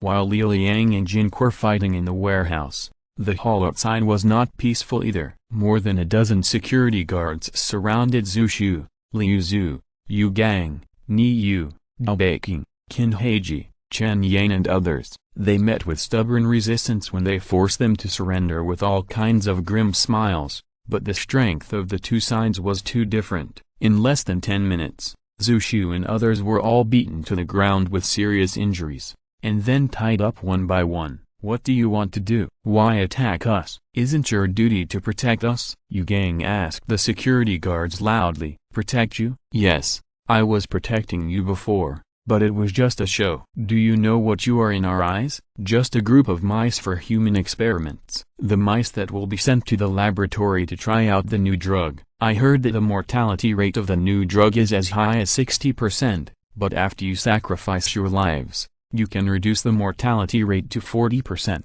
You have made contributions to Director Luo's new experiment. Director Luo will definitely remember you. Haha. A security zone captain named Chen Hongfei laughed. Currently, the security department of the base has more than 200 employees, and is divided into 4 areas for management: East, West, South, and North. Each area has about 50 people, and is led by a district captain. Each district has 5 teams, and a team captain directly manages the work of 10 security guards. The head of the security department is usually called the captain, which is the position held by Li Liang. He reports to Luo Ye, the deputy director of the base. This Chen Hongfei is the captain of the South District of the Security Department and is Li Liang's confidant. Today, he personally led the team to carry out the secret mission assigned by Luo Ye and Li Liang. Chapter 223 A Glimmer of Hope. When everyone heard what Chen Hongfei said,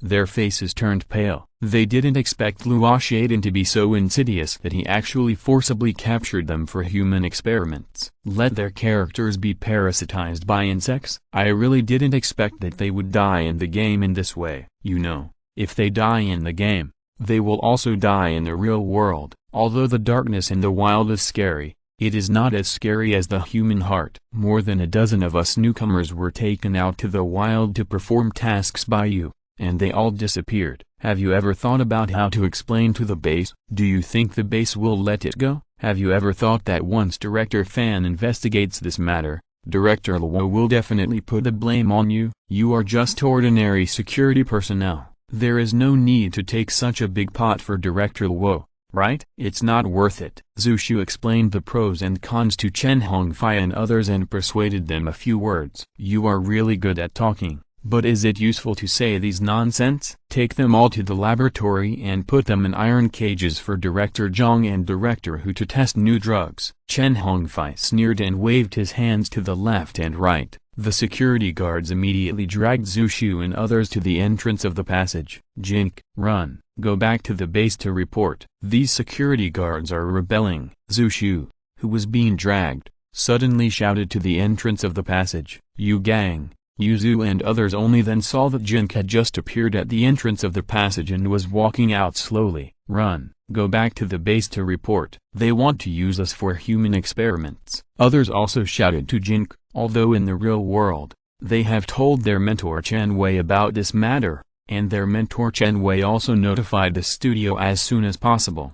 But the studio has not responded. I don't know if the studio will take action to deal with this matter. Judging from the studio's past performance, they will definitely take care of employees if they violate the rules, but they always seem to stand idly by when employees get into trouble. Now Jin Ke is their only hope. As long as one of them can run back to the base and bring the truth back to the base, these security guards will be afraid to do anything to other people for the time being, and they will have a chance of survival. Why did he come out? Where is Captain Li? Capture him. Chen Hongfei frowned after seeing Jin Ke. According to the original plan, Li Liang personally dealt with Jin Ke. Did something go wrong? The security guards put down the people they were dragging and surrounded the entrance of the passage together. Run. Don't talk nonsense with them. Yu Gang saw Jin Ke standing at the entrance of the passage motionless, and he couldn't help but get a little anxious. Just now, when these security guards were not paying attention and had not surrounded him, Jin Ke should have had a chance to escape with his agility. Now that he is surrounded, it will not be so easy to escape. Jin Ke couldn't escape. The security guards and Luo Ye's secret experiment were not enough to deal with them, but they had no scruples. As for the studio, they had no hope. You know, the studio didn't help at all in the last alien insect invasion and Jin Ke's execution. When Jin Ke saw the security guards surrounding him, he turned around and ran back to the passage behind him. Go and catch him. Chen Hongfei didn't take Jin Ke seriously at all, and made arrangements with a wave of his hand. The 4 security guards put down the people they were dragging and chased Jin Ke into the depths of the underground passage. The others stayed outside, on the one hand to take care of these experimental subjects, and on the other hand to prevent Jin Ke from escaping from the entrance of the secret laboratory. 3 minutes later, Chen Hongfei became a little impatient and picked up the intercom to ask the security guards who were chasing Jin Ke why they hadn't done it yet. We have surrounded him,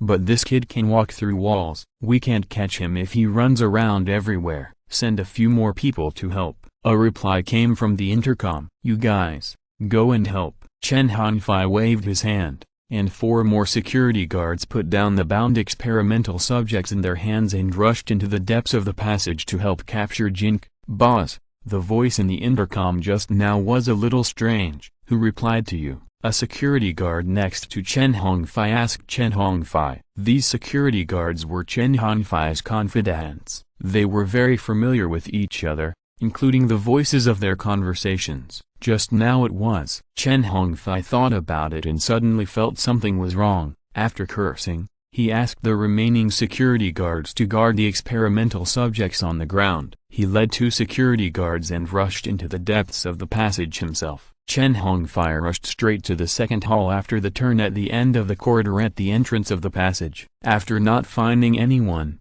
he chased all the way to the third hall, which was the hall connected to the entrance of the secret laboratory. After entering the third hall, Chen Hongfei couldn't help but gasp. On the ground, the 8 security guards who were sent to chase Jin Ke fell to the ground and turned into corpses. No one saw Jin Ke. Fuck, what's going on? Chen Hongfei led 2 security guards to search the warehouses beside the passage one by one. Soon, they found Yuan Qiang, who was seriously injured and unconscious, and Li Liang's body. However, there was no trace of Jin Ke anywhere, as if he had evaporated from the face of the earth. Not good. Chen Hongfei seemed to have thought of something at a certain moment, and he couldn't help but sweat. He hurriedly led the 2 security guards to the hall at the entrance. 10, 11, 12. There are still 3 to complete the 15 layers of death marks. Jin Ke was counting in the hall at the entrance. The ropes that bound Zhu Xiu and Zhu Gang had been untied. They were helping others untie the ropes. Seeing Chen Hongfei coming back,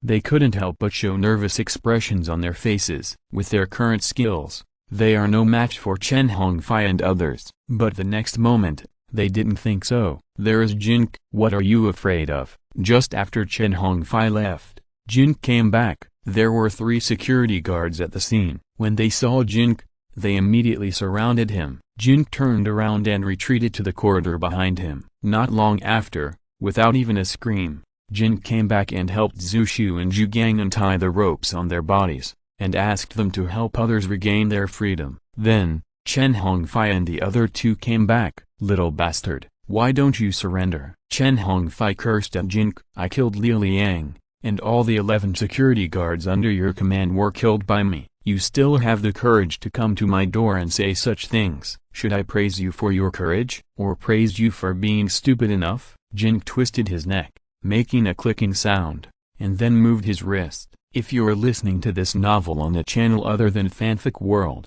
it means they downloaded and uploaded it without effort. We cordially invite you to visit our channel, Mundo Fanfic Novelist. There you'll find the original version of this story and you can explore many other novels of various genres. We're waiting for you to immerse yourself in a world of incredible novels. Chapter 224, Fireworks blow up the old year. Boss Liu, something seems wrong. The security guard on Chen Hongfei's left was obviously calmer than Chen Hongfei at this time. Boss Liu, this kid is problematic. I'm afraid we can't deal with him. The security guard on Chen Hongfei's right was obviously smarter than Chen Hongfei. Not quite. Right? Chen Hongfei finally reacted, but the 2 security guards beside him reacted faster than him and had already fled to the depths of the passage before him. When Chen Hongfei reacted and turned around to escape, he ran into a ball of green mist. His steps slowed down immediately. He could not see anything in front of him. Then he was hit by a super-powered critical hit from behind, and his head had 2 debuffs of bleeding and poisoning. What the hell? Chen Hongfei turned around and his eyes were still green. In great horror, he remembered his displacement skills and quickly rushed out of the range of the green mist. Just when he wanted to look back to see what was going on and decide whether to fight or flee, another ball of green mist covered his head. Then, another super powerful critical hit. Chen Hongfei watched his armor value and bloodline drop rapidly one by one until they hit the bottom. This kid is actually a mage. Chen Hongfei finally understood something before he died, but it was too late. 13. Jin counted and killed 13 people in a row. The death mark was about to be stacked to 15 layers. Unfortunately,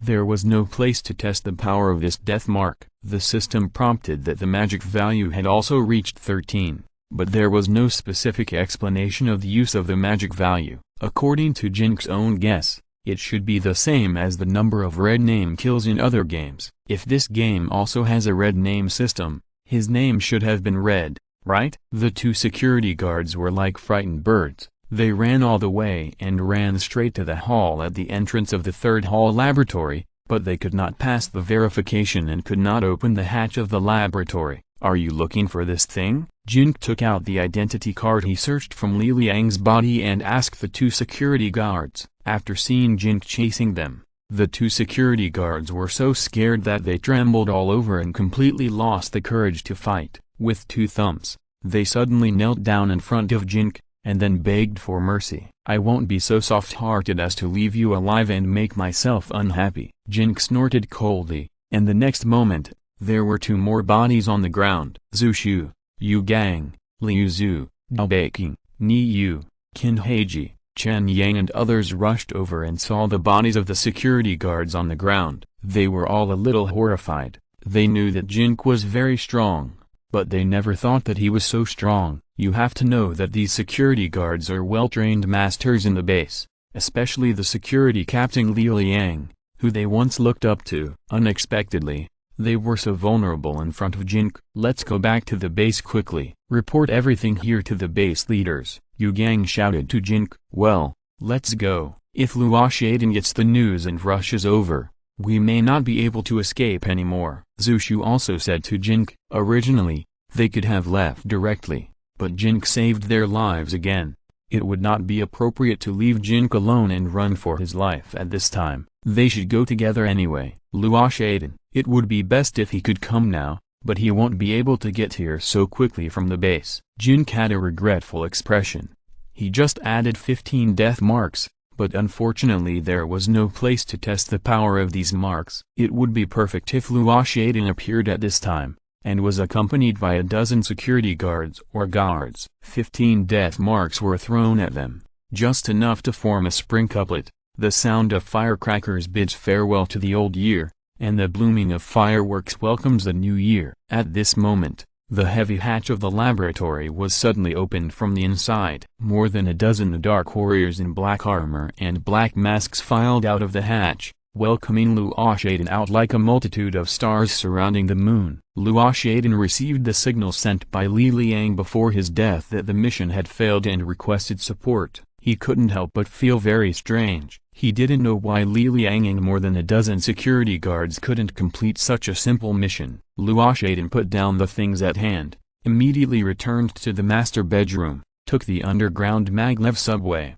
and came to the laboratory in person to see what was going on. The underground high-speed maglev subway arrived at the platform where the Haoshan laboratory was located in 3 minutes. After coming over, Luo Ye walked through the passage inside the laboratory and came to the hall outside the entrance, wanting to see how Li Liang's mission failed. Luo Ye has always been a very cautious person. Even if he knew that his opponent was weak, he would not easily take risks himself. Therefore, when he came out of the red hatch of the laboratory, more than a dozen dark warriors were guarding him closely. After opening the hatch, the group ran into Jin Ke, Zhu Shu and others. Oh, they're all here? I don't have to bother to catch them one by one. Luo Ye looked a little surprised. What surprised him even more was that there were bodies of security guards lying on the ground in the hall. Seeing Luo Ye and the dark warriors around him, Zhu Shu, Yu Gang and others showed fear on their faces. Even if Jin Ke had the strength to deal with the previous security guards, he couldn't face Luo Ye, the deputy director of the base. And the people in black clothes and black armor around him were not ordinary people. After you tied me to the life and death stake that night, I have been looking for an opportunity to kill you. I didn't expect that we would meet here. Jin Ke replied to Luo Ye with a calm face. Seeing Luo Ye's originally ugly face become angular and even handsome, he already had a clue in his heart. Li Liang completed the task very well, giving rings and bracelets and cooperating with watches to dig a trap for Luo Ye. Where can you find such a good teammate? Li Liang, you can rest in peace in your 9 springs. Well, I've actually always been curious, how can a newcomer like you dared to jump around so happily in the base? Are you relying on Fan Wenji or Yao Chengzu to back you up? Oh, unfortunately, they are not here today. By the way, you just said you wanted to kill me. Revenge? How are you going to kill me? If you can't kill me, I'm going to dissect you alive. Luo Ye looked at Jin Ke with interest. I don't need to do anything to kill you, I just need to shout and you'll be dead. Jin crossed his arms and smiled at Luo Ye. Really? Then why don't you try to shout? Luo Ye was quite surprised by Jin's nonsensical answer. Chapter 225, Killing Intent. Luo Ye subconsciously looked around. Could it be that Fan Wenji, Yao Chengzu and the others were here? Even if they were here, with Fan Wenji's usual character of considering the overall situation, he would not dare to attack Luo Ye before the tour, right? What's more, he had more than a dozen dark warriors to help him. Even if Fan Wenji and Yao Chengzu came in person, he would not be afraid to fight them head-on. Zhu Shu, Yu Gang and others were also a little curious about what Jin Ke was up to. They all felt terrified at this time. Could Jin Ke really deal with Luo Ye? If Jin couldn't deal with him, none of them would be able to return to the base alive today. And what awaited them would be a very tragic fate. They would be treated as guinea pigs and experimental subjects by the experimenters in the laboratory behind Luo Ye. They would conduct various experiments on them, let the alien insects parasitize them, and then dissect them alive. Even if they were just dissected alive, they would die miserably in the real world, and they might even die in various tragic ways,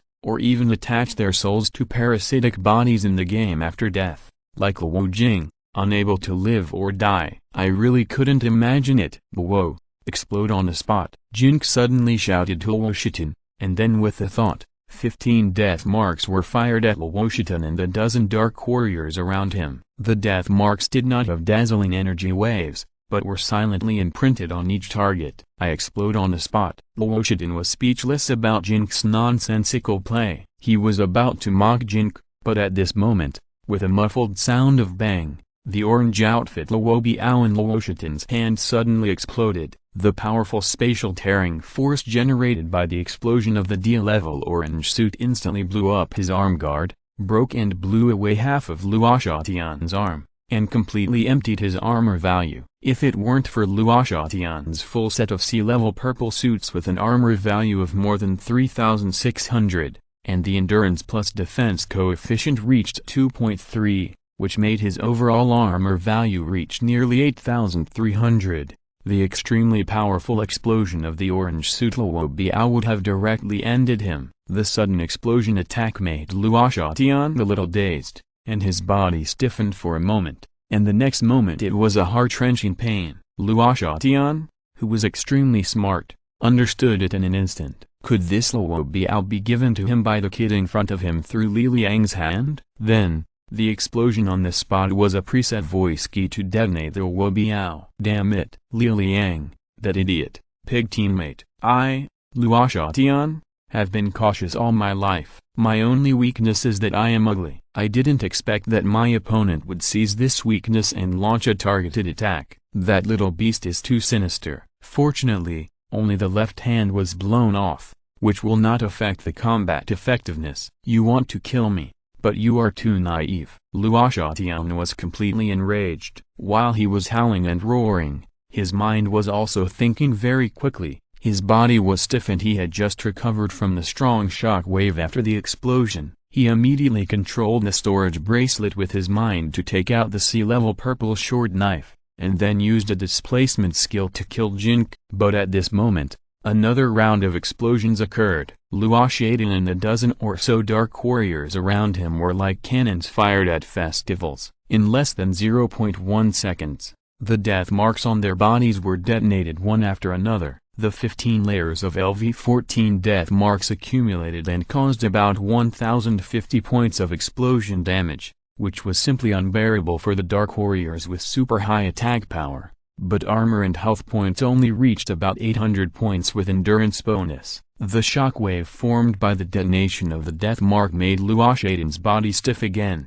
and then he could only watch his health points, which were not protected by armor, drop down one by one, and watch the dark warriors around him who had spent a lot of money to research and cultivate them fall to the ground one by one before they even started fighting. Zhu Shu, Yu Gang and others were all stunned. What tricks were they playing? Zhu Shu still remembered the last time Jin Ke said that he exploded on the spot. At that time, there was a thunder outside, which made Zhu Shu really think that he exploded on the spot. This time, Luo Ye asked Jin Ke how he would kill him. Jin Ke said Luo Ye would explode on the spot. As a result, Luo Ye really exploded on the spot. Not only did Luo Ye explode on the spot, but the dozen or so men around him who looked cool and powerful in black clothes and black armor also exploded on the spot. Just at that moment, just like a series of firecrackers set off during the Spring Festival, the red negative damage on Luo Ye and his gang of Dark Death warriors flashed desperately. In just a blink of an eye,